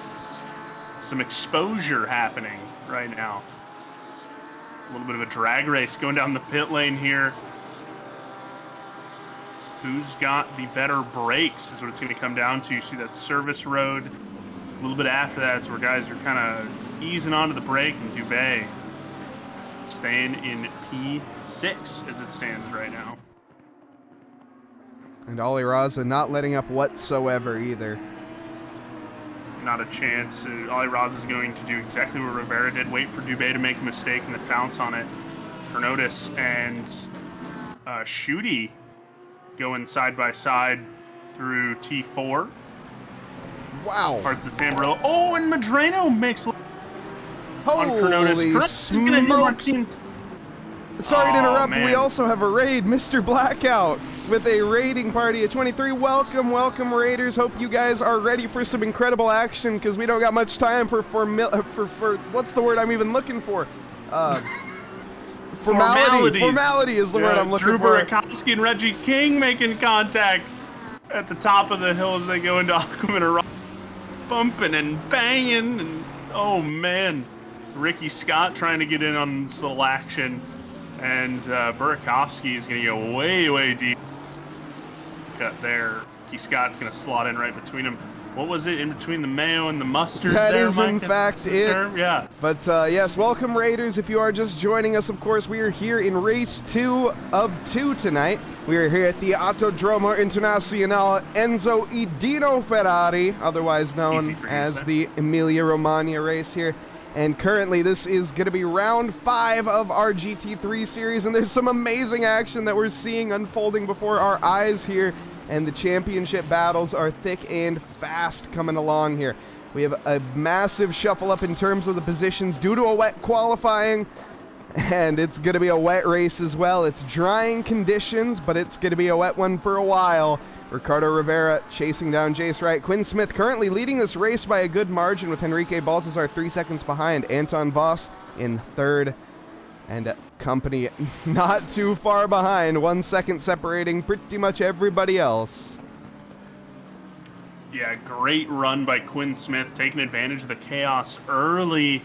And Henrique Baltazar is going to have to battle and make sure that Voss doesn't get any closer. And Quinn Smith is saying, okay, you guys battle back there. I will happily take my 2-second lead as it stands right now. But in this situation, that 2.2 second lead can evaporate pretty quickly if any mistakes happen. So Will Campbell currently chasing down Mike Patrick. Mike Patrick used to be driving the AMG. He's switched cars since, now moving over to the 296, maybe feeling a bit more comfortable with it. 296 looking pretty decent here in the wet conditions. Mike's bounced around a little bit. Mike was in the NSX for a little while, testing out the AMG. For this series, he's been in the 296. Oh my goodness, Will Campbell! Will Campbell. With a little bit too much of a sends himself straight into the Shadow Realm. And Mike Patrick is going to walk away laughing a little bit there. But a bit further up. Ali Raza. Ali Raza, yep. Yes indeed. Getting the job done handedly onto Christian Dubé in the Melted Jolly Rancher AMG. Ricardo Rivera looking for a move on Chase Wright. They're going to make a little bit of aggro. Chase Wright pulling a Michael Schumacher at Monza, just parking the car right in the middle of the track, giving Rivera no opportunity to make any sort of moves. Let's see, Rivera's going to take the inside line through Tamburello here. Jace Wright cutting him off. Also, Jace DZ Wright official having to respect welcome. that pace, too. But yeah, this battle is extremely intense. Jace Wright taking it to Ricardo Rivera. The trees getting in the way, blocking our vision. Great job, cameramen. Luckily, Ricardo Rivera not quite done yet, at least lucky for us. Unlucky for him. And you take a look at the visibility or lack thereof of these cars as we go on board with Ricardo Rivera. Just nothing to really see unless you get into clear air, but if you're following close, you're just getting sprayed left and right. You see how fast the feet are going, the simulated feet of Ricardo Rivera, as he's having to brake and gas and really control the car. This is going to get interesting as they go through Variante Alta, the chicane here. Wow. And Jace Wright gets a nice exit out of it. A bit further behind, Mike Burkhoff side by side with Christian Dubé. Christian Dubé is going awfully slow here. Maybe got a miscalculation on their setup, tires, temperatures and pressures. Could be. Yeah, just kind of getting swallowed up left and right. Also maybe playing the long game. Could have gone with a little bit heavier fuel load. Maybe trying to do a bit of an overcut. But yeah, it's clearly not working as it stands right now Ricardo Rivera still trying to drag race Jace Wright. This is pretty enthralling. Drew Burakovsky on... They go side by side through the Ravatsas, and looks like Ricky Scott is also getting in there too. This is nutty. These guys, doesn't matter wet or dry, they're duking it out right now. And Ricardo Rivera does get that job done. Jace Wright is going to stay very tight behind on that rear diffuser. Going to maybe get anything he can done, but he has the likes of Ali Raza right behind him now. Jace Wright is in a sandwich of some very talented drivers, not taking anything away from him, as he is an extremely talented driver himself. But Ali Raza, of course, an SRO driver. Kevin Yu finds himself heading off, almost taking out Stephen Poe, but Mike Patrick got a little squirrely, and that really messed up Kevin Yu, and Kevin Yu finds himself at 27 now. Velasquez looking to hunt down Kaio Jr., 519 on the 29. Little battle of German manufacturers there. Look at Ali Raza. Just look at Jace Wright. Jace Wright's going for the move onto Ricardo Rivera, and he's got it done. Wow. Jace Wright is battling with Titans right now, and he is absolutely dominating. What is going on? Jace Wright's pace as of late has increased to another level. It's so awesome to see, and he is driving with a controller. Anybody that is debating getting into sim racing and saying, oh, I don't have a fancy direct drive wheel, I don't have these, you know, the Husingveld pedals with a super expensive chair. You don't need it. Look at this guy's inputs here when we're coming down into the first corner. This is going to be a very violent and aggressive movement pattern. Although very it's unnatural. Very chase. Oh, almost gets finally hit. got a wheel, and it's going to be... No, he does not have a wheel yet, but there he goes. Nice move. And Ricardo Rivera and Ali Raza, right behind. They're going to be going 3 wide, potentially behind Mike Burkov, trying to get involved into the action as well. And there's contact between Ali Raza and Mike Burkov. They're both off into the gravel. Ali Raza keeps his momentum going and is going to rejoin fairly safely, but Mike Burkov has come off much, much worse. And that is so unfortunate. Ali Raza rejoining side by side there with the Jolly Rancher, the melted Jolly Rancher Mercedes. There we go. That's what you call it. The melted Jolly Rancher Mercedes. That's it. Yes. Yeah, it reminds me of some Sour Patch Kids, or yeah, like I said, you left Jolly Ranchers out too long in the sun and they all melted together. Ricky Scott gonna get around Drew Burakovsky, almost get around Drew Burakovsky actually at Tosa there, but it was not meant to be. Burakovsky, these Fuchsia Competizione Lambos are getting really great exits, which is what's causing some frustration from Rivera. And Stig with a hydrate, not a bad idea. It's a good reminder to all of chat. Make sure you guys got a nice bottle of water next to you, a nice cup of tea, whatever you fancy. Stay hydrated, everybody. You don't drink tea, Mike. I drink tea. I mean, I don't drink tea like on stream, but I do drink tea. Didn't catch you for a tea guy. I like green tea. Okay. Mike Patrick.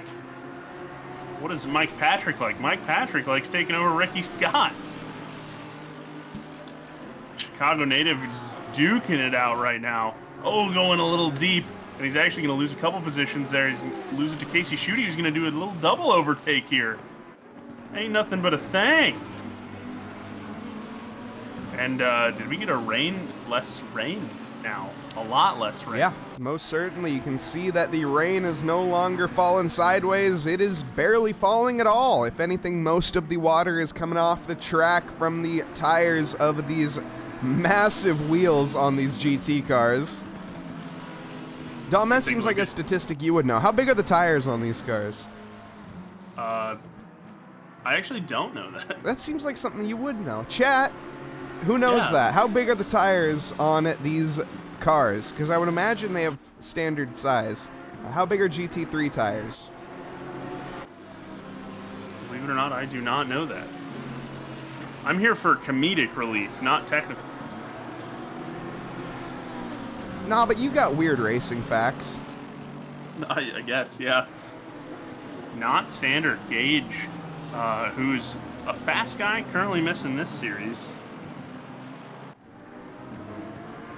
At least 12 inches. All right, you're probably not wrong on that. So it looks like they are, in fact, large tires.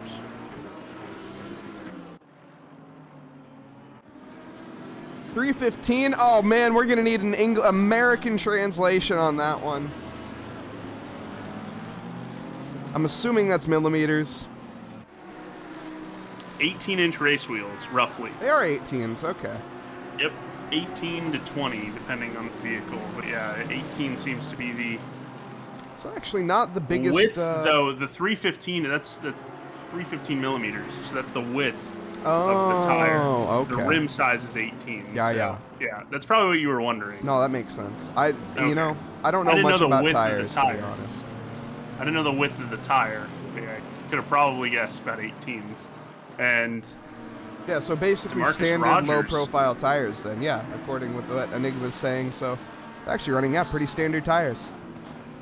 Oh, there's contact! Vadik and Stitsiev. Oh, he got hit again. He's going to be fuming. Triple Dang. yellow flags out on track. Ronaldo Velezquez is going to slip through fairly unscathed. so there's DeMarcus Rogers, kind of. DeMarcus Rogers got started that situation. So semi-unscathed. The front end of the the 47 McLaren, probably a little banged up, but both Kyle Jr. and Burakovsky with some serious damage. And, probably not the greatest feeling. Velezquez actually checked up onto Kyle Jr. there, so Kyle Jr. taking a rear hit and a front hit. Roughly 12.5 inches. Thank you, Gage. For once, you're not memeing in chat.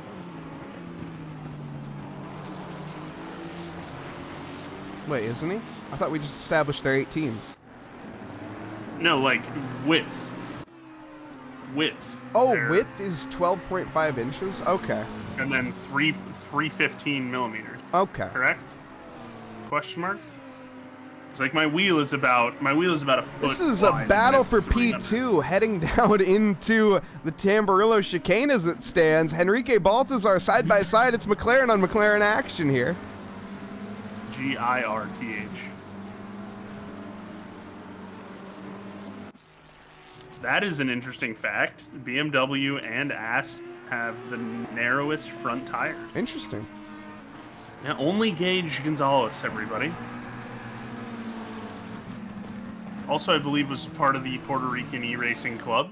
That sounds Correct me right. if I'm wrong. I think that sounds right. Maybe.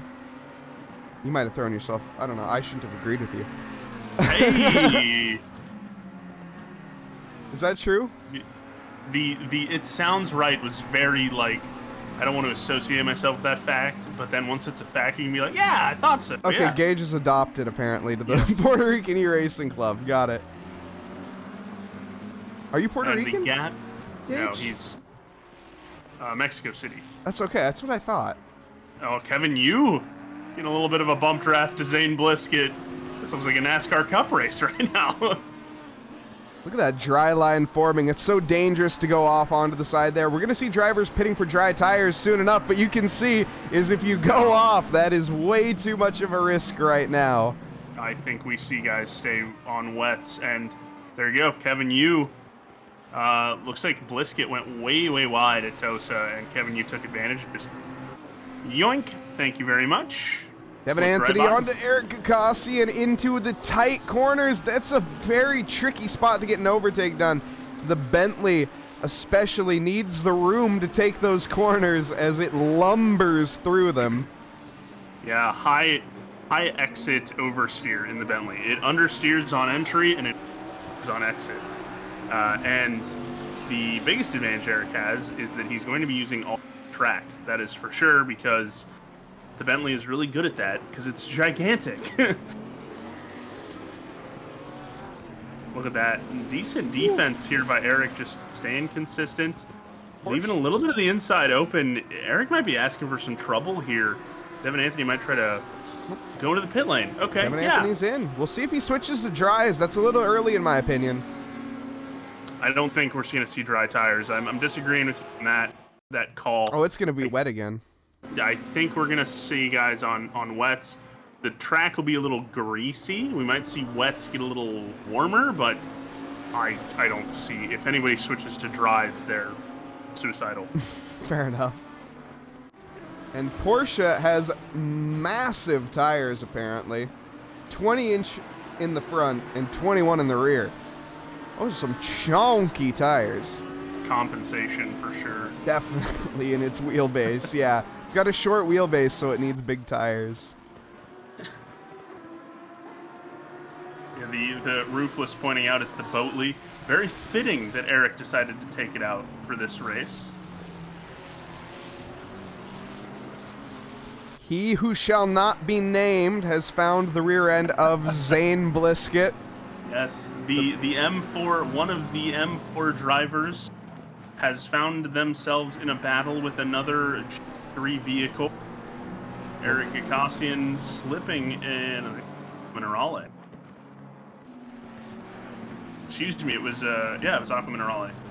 From the Helicam, all these corners look really weird. Great drift, even better save from the boss, but Matt, our team is going to get right by him. And the BMW driver falling off the pace slightly of Zane Blisket there. Definitely traction looking a bit loose on exit for the BMW driver. We'll see. Heading now into the Ravazzas. BMW tips it in. And it looks all right. Also, I was on board with Jelson Cruz of the 777 Porsche, and there's a lot of electronics flipping. Noticing take some steering wheel inputs quite a bit coming down the main straight, maybe adjusting brake bias. And what's really interesting is I'm on board with him, right? And I'm noticing not taking the dry line, he's taking the wet line. My best guess is those wet tires, as I said, are getting toasty on that dry line. So the wet tires are getting a little warmer, so he's actually dipping wet line to keep him cool. Smart move. Whatever fool. With the red. Welcome. Welcome, fool, welcome. Mike Burkov has had another disconnect. Oh, no. Yeah, just going to visit his people up there in the trees. Welcome, whatever fool. Hope you had an awesome stream. Hope it went well. We're currently here at the Autodromo Internazionale Enzo Edino Ferrari, Easy for Mike to say. otherwise known as Imola.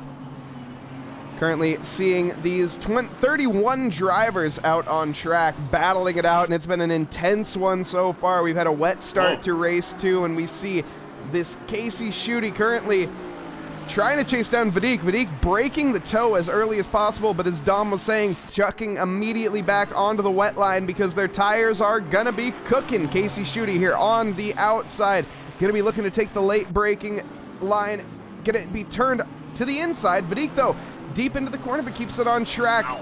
Left nowhere Casey to go there. Very fair racing so far. Stephen Poe trying to get... That's that's Devin Anthony damage behind. too. That 63 Fuchsia car is hurting as far as aero in that front end. Oh, what Yeah. a send from Casey! A send and a half, and he doesn't quite get it done. He's going to go for it again, though, into Tosa. And I think this might be it. Drew Burakovsky, or excuse me, Vadik. Yeah, Not much of a response. His teammate, Drew Burakovsky, is going to be the next one up the road. Currently battling with Caio Jr., the Brazilian driver. Getting overtaken now in that wounded BMW. Also, Lupa717, thank you for the follow. Appreciate your support. Yeah, Stitsiev having to fall behind Casey Schutte. That battle was valiant, but it was not going to last long with the aero damage. Of course, it's Stitsiev and Kyle Jr. getting tangled up in a little bit of an incident early on with DeMarcus Rogers, and just kind of both passengers to a situation there. Devin Anthony also a lapped car trying to let guys go by right now. But we're seeing a lot of people dip onto that wet line to keep those those wet tires cool. That dry line is heating them up a little bit, and they're losing grip, which is pretty fun to watch, actually. And Yeah, hydrophobia when it comes to ACT. You and me both, whatever, fool. I suck bad in wet. I love the wet. Velasquez dipping into pits. I wonder if someone is going to take dries. I still think that everybody is holding out for dry tires. I think the track will be ready. I'd go for the gamble. Do we have a weather report? The weather report says in 10 minutes it's going to be it's sunny, in fact. But in 30 minutes, you never know. Yeah, and we have another 20 minutes left in the race. Of course, this is our long ones, 5-minute race. We also Second race of our doubleheader. Ismail Kobus in the chat, who is going to be cheering their teammate along right now. As it stands, Henrique Baltazar, qualified in P2, remains in P2. And Quinn Smith has taken an absolute banger of a lead. He's 4 seconds ahead of Baltazar. And his closest rival is Ricardo Rivera, who's about 2 seconds back from Baltazar. So solid 7-second lead as talk about him. He's going to dip into pits. There goes Henrique Baltazar.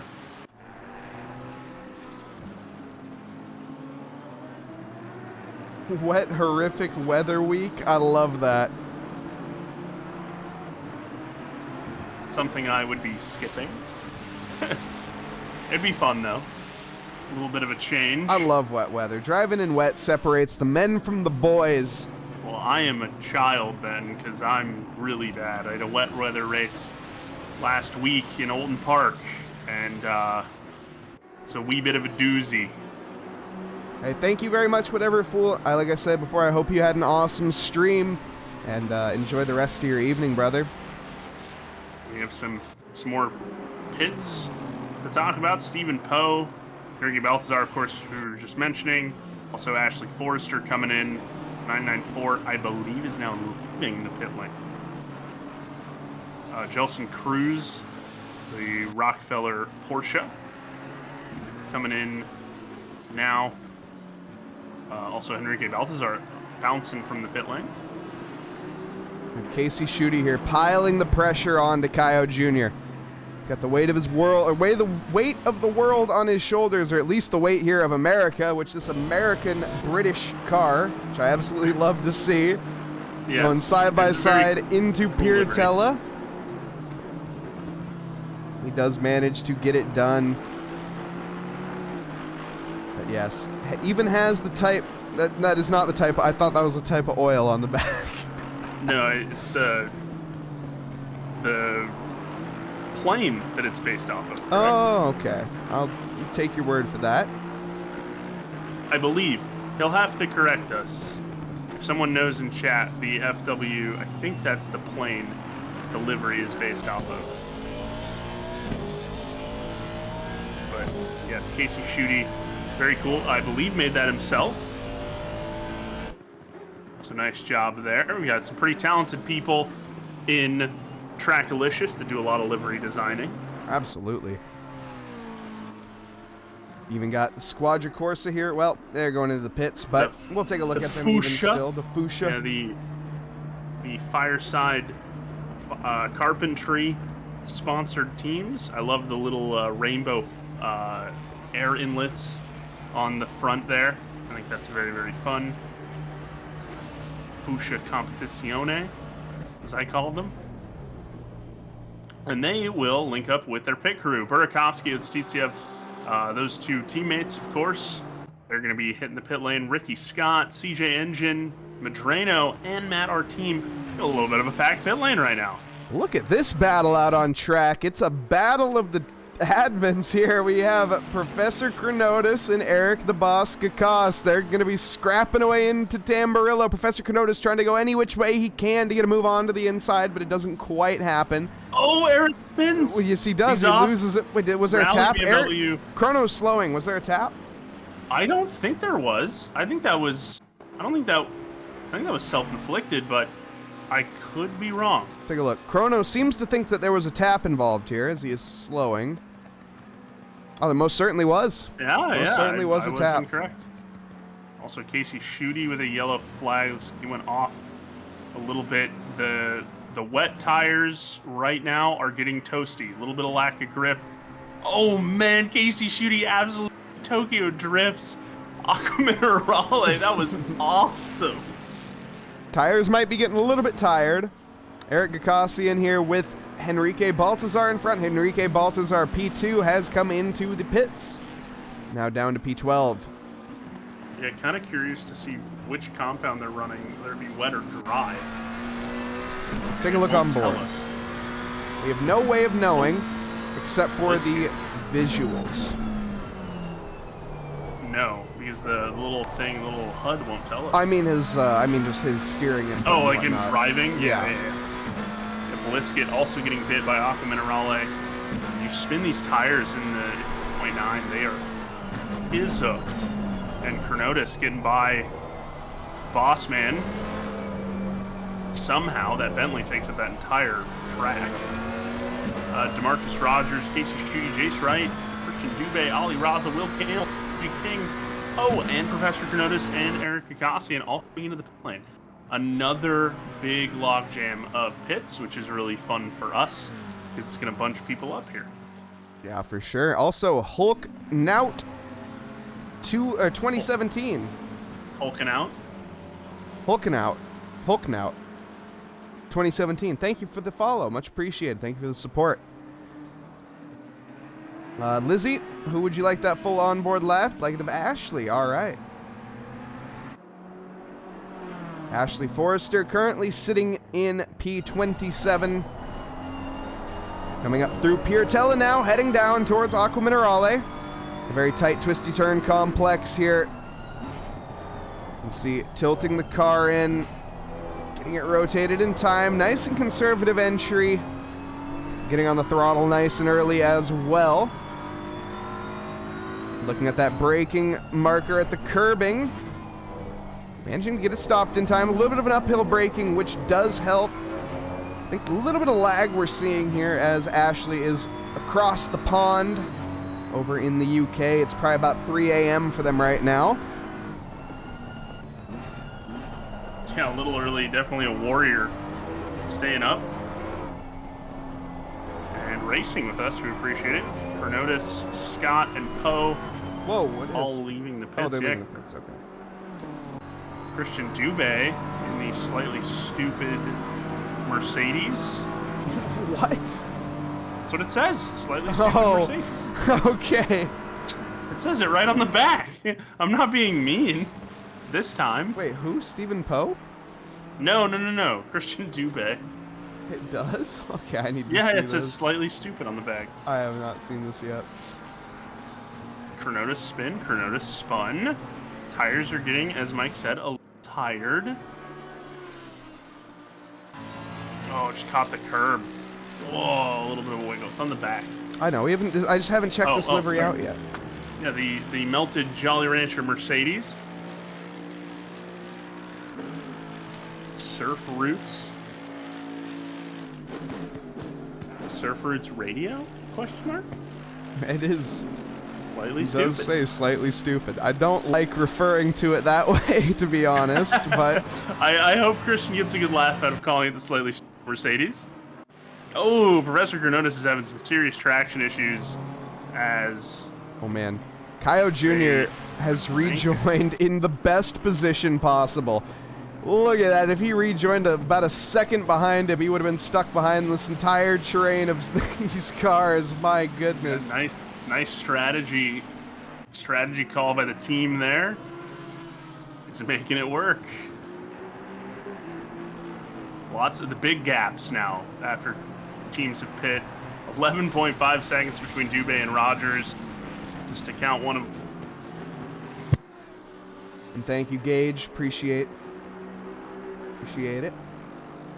Look at this. Will Campbell battling with Mike Patrick into Piratella. Is he going to make the move happen? He's going to look for it, but that's so ambitious. It's such a high-speed left-hander. You'd be absolutely insane to go for it, or you'd have to have a lot of pace. So one of the two. Will Campbell, well, he might just be insane. Sometimes that is what makes a good racing driver.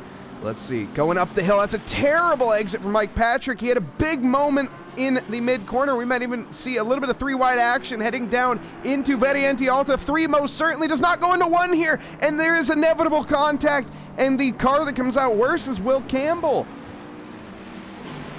Mike Patrick still battling side by side with other drivers now. He's getting overtaken by Ronaldo Velazquez in the Puerto Rican E-Racing Club. But CJ Engine coming out the best there.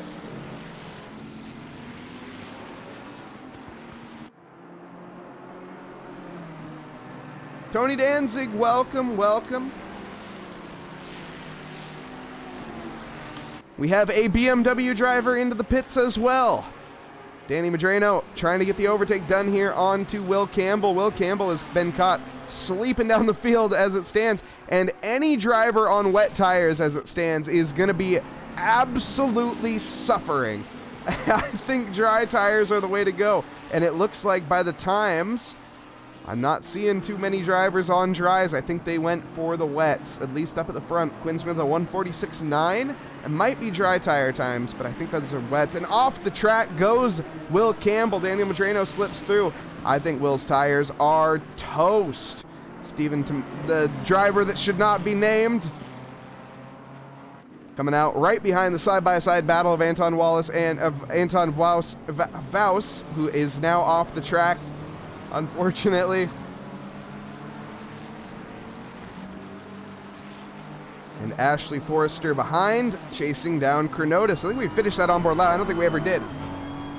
But now Ashley... I have been trying to talk this whole time. You've been muted? Yeah, I was muted. Well, I was Well, like, wow, Mike is just absolutely taking over. I'm like, Mike, I'm talking. no, you might have been, but you weren't. Yeah, the guy's in the truck making me look silly. I was saying that driver who shall not be named is doing a great job since we haven't named. So, I mean, just saying, my genius is often frightening, but I was also saying when I was muted that you were correct. The dry tires were the way to go. If guys were listening to the stream, I made the wrong strategy. Sure. As the wet weather is scheduled to come in 10 minutes, but I don't think it's going to come enough. And all drivers are in the pits. In a full on-board lap. Driver who shall not be named. You are brutal. Christian Dubé out of the pits. Why don't we take a look here at the BMW driver with a stop-go 30. Oh, man. No way. And they serve it right away. Well, if you would like... We didn't do that. We didn't do that. That was all of them. You know, Dom, 100%. there are things that you can let go in life. What? There are things that you can let go in life. That's okay. I'm not letting the bit go. Not at all. Christian Dubé chasing down Reggie King. Right on his diffuser as well. No love lost between these two drivers just yet. The melted Jolly Rancher Mercedes on the charge as he's going to be looking to make a move potentially onto the inside of Variante Alta. Backs out though. Is going to have an opportunity coming up towards the final few corners. The Ravazzas. It's a pretty decent overtaking chance there. The Ravazzas are able to provide really, really good, solid passing opportunities, but they can also end up killing you if you take them a little wide or take them a little deep. Or potentially bump the person. Yeah, exactly what we were watching with Christian Dubé, who has not had a very good second race. And he who shall not be named down the field in P29 after a result of the stop-go 30. Yeah, definitely a rough go for Steve. That is for certain. But we can truly prove that it's not just us. Vaus, wow, there's with a send there in the second Ravazza, clips the inside curb, almost sends it straight into Devin Anthony. Is going to have a pretty abysmal exit as a result. We'll see if the Ferrari behind can get a good enough run into the first corner, but I don't think so. That McLaren is quick. Also, look at Medrano and Velasquez and Campbell. Also, Christian Dubé helping poor Reggie King in the 111 go off. But yeah, that battle coming down the pit straight was insane. They were 3 wide down the pit straight going into Tamburello. So, or into, that might be Villeneuve, that first chicane. Whichever one it is, pretty nutty. I almost wrote Will Campbell off for this race. I thought his tires may be too scarred and too bruised to continue, but it looks like he has cold the when he was coming out. That very well could be. I'm very curious to see the tire strategy because the times Quinn Smith is actually under threat right now from Ricardo Rivera heading into the Piratella. There's a back marker getting in the way. That's going to be Ashley Forrester, and Quinn Smith is wide as a result. We're going to see Ricardo Rivera making the move into Aqua Minerale. Side by side they go. Quinn Smith holding the inside line. It's going to be a double apex here. The Audi stays ahead. There's a Ferrari stranded off in the gravel. We also have heading up into Alta. Oh my goodness, Ricardo Rivera is Henrique Baltazar's right behind him too. And yeah, Henrique joining the party, but that's going to be Ricardo Rivera getting on the throttle too early, and he puts it into the barrier. Ricardo Rivera, charge for the lead. He's charged too hard. Wow, it really proves how much respect Imola commands. Oh, just accelerates on the curb and cranks it. Great onboard view here with Mike. Oh no. Wow, Henrique Baltazar, his eyes had to have gotten huge in that moment. As he is, yes, the most happy man on the earth right now. Henrique Baltazar has a chance for the race win in the next 4 minutes here. We're gonna have 3 laps left. And Henrique is lapping quicker than Quinn Smith. It's one thing to catch, it's another thing to overtake, though. We all know this. Ricky Scott with a little bit of a spin. Great save, almost cranking into the engine. Medrano with a drive-through. So. Oh no, whoa. Violent oversteer there for DeMarcus Rogers. Allows Casey Schutte to slip through with ease. What happened to that 4-second lead? The tires definitely made a difference. The wet driving versus the dry driving. Quinn Smith, turns out he's really good in the wet. But he's not too shabby in the dry either. 3 minutes left in the race. Henrique Baltazar's got a 1-second gap to kind of close up. And they're coming across some traffic here, so this is in the space. Christian Dubé here just got the overtake onto Ronaldo Velazquez. A little bit of an error caused that. We also have Will Campbell and Daniel Medrano. Daniel Medrano, after that, still has that drive-through penalty. Expanding track limits one too many times, did Daniel, within this 45-minute race. It's easy to do at Imola. You got like several different spots where you think you can cut a lot of the corner. You can, but you can't cut it that much. He used all his speed boosts, and now he gets the little slowdown. Casey Schutte as well on the charge with Drew Burakovsky just in front. As it stands, there's 3 Lamborghinis in front of Casey Schutte. Not directly in front, but the Lamborghinis are looking really strong here at Imola. I know this is one of their strongest tracks. The Audi, though, is the one to keep an eye on for sure. Like I said, Quinn Smith driving a masterclass of a race this time around, all things considered. Dom was saying it earlier, he's just been on such a tear and an improvement lately, and it's really showing in this race. You look at Henrique Baltazar, mouth probably kind of watering right now as they go through Tosa. He sees some traffic ahead of Quinn Smith, so we'll see. I believe that's Blisket in the McLaren ahead of them. So we'll see if that assists. I'm seeing it's raining. It's raining again. Oh, last minute and a half. Who took dries? Here's where it's going to show who took dry tires because it's going to get slippery. What's the number in front of the logo? So the number in front of the logo is going to be the driver's number. The number of the car. You can see the driver's name in the top left, the manufacturer, and the logo. Currently, Henrique, he's either going to be screaming or he's going to be crying tears of joy or tears of pain right now, rather. As Quinn Smith the gets by rain Blisket, no issue, so. And we're going to have one lap to decide this. The Sargento final lap of the race. Let's see if Blisket lets Baltazar by without issue. Casey Schutte hunting down, I believe it's Burakovsky right in front of him. And there goes Baltazar. Baltazar dispatching Blisket, no problem.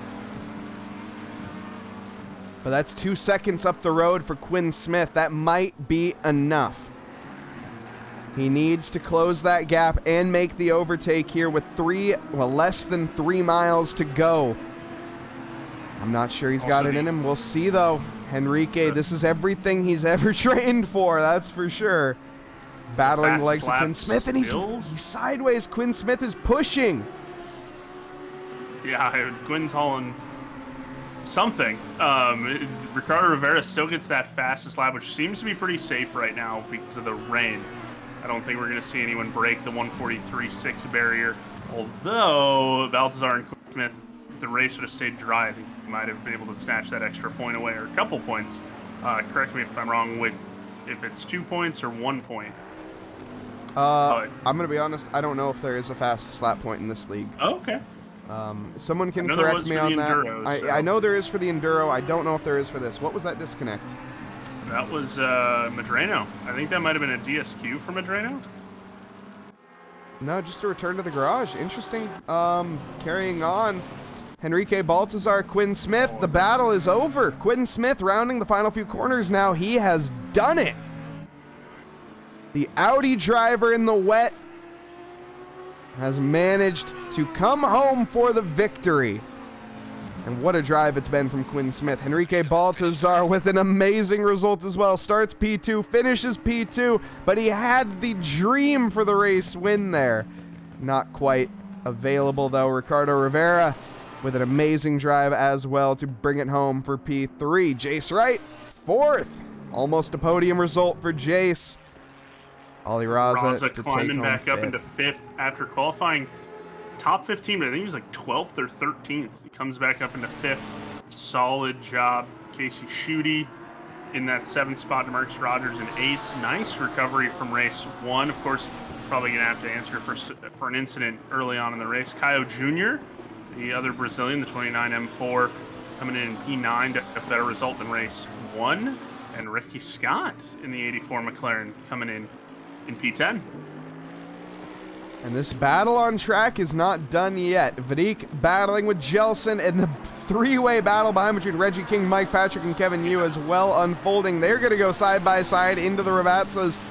Reggie King is going to have the advantage. Mike Patrick caught a little bit sleeping on the exit there. Is Kevin Yu going to be able to take advantage as well? The inside line is open, but Kevin not willing to send it.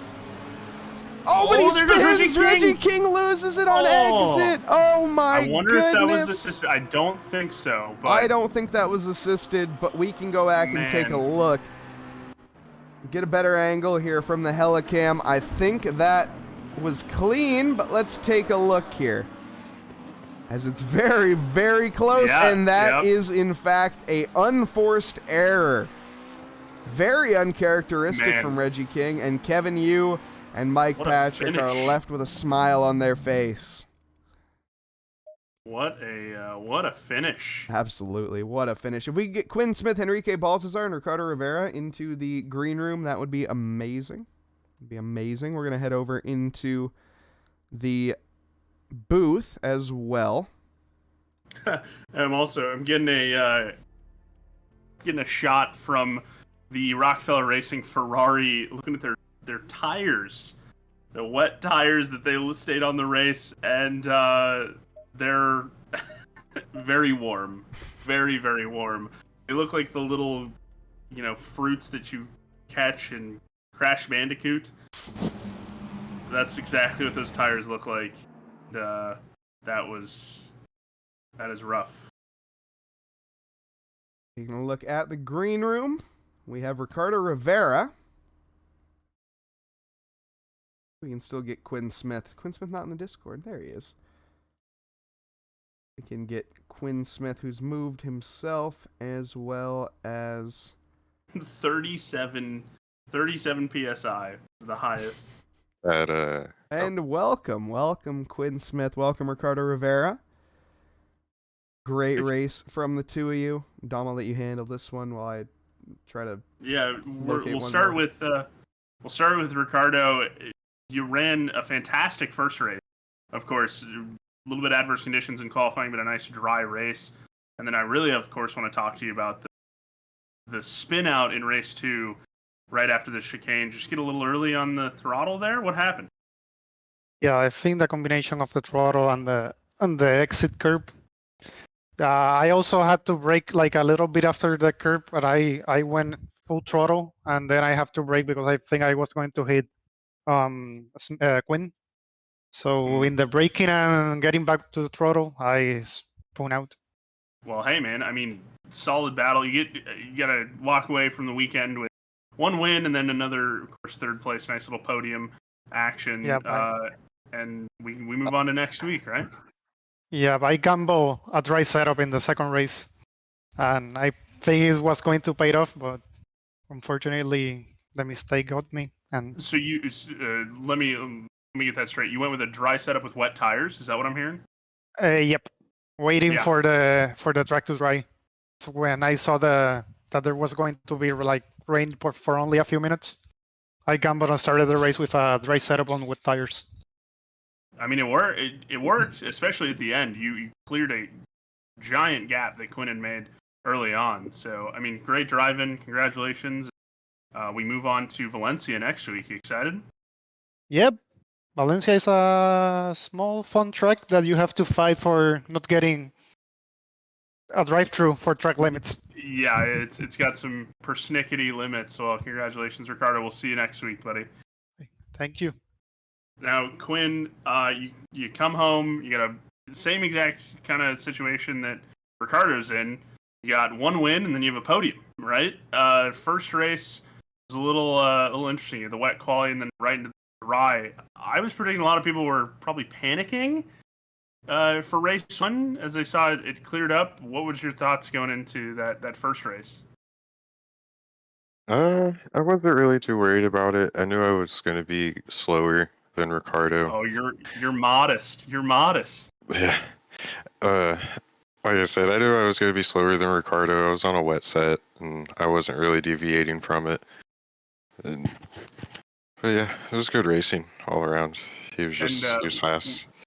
Yeah, you're all really wicked quick. I commend the gap effort that you had in race 2 in the wet. Just going from, I mean, at one point in time it was, a 6-second gap between you and Baltazar proving that he's no slouch. What was going through your mind as the track started to dry up? Your tires getting a little warm, or? They didn't really get too warm pretty early on. I mean, about around the time it was about dampish, they started getting pretty high, and that's when I really had to start worrying about having a wet set on a dry track. At that point, it was just hanging on. I mean, you handled it well, and you proved that it came down to driver skill at the end of the day. So good job, and then we're on to, like I was telling Ricardo, we're on to Valencia. So don't get a drive-through, no stop-go 30s, no drive-through penalties. Let's go hit the practice, right? Always. Grinding it out. Well, thanks, guys. We will catch you both next week. Yeah, and big thanks to you guys. Congratulations as well. Thank you, Dom, for joining me in the booth today, keeping me company as well. You're awesome. Thank you. Yeah, I appreciate it, and we will be back. We're heading to Spain, the home of Dr. Valentino Rossi. Should be a lot of fun. And that's going to be the livery represented by Quinn Smith as well, so we'll see. Definitely Quinn to keep an eye on for the next one. But yes, big thanks to everybody in chat. Thank you for all the follows. Cataclysm Review, thank you for the follow as well. I see you just dropped that. Massive thanks to all the supporters in chat, keeping us entertained throughout. You guys are amazing. I love you guys.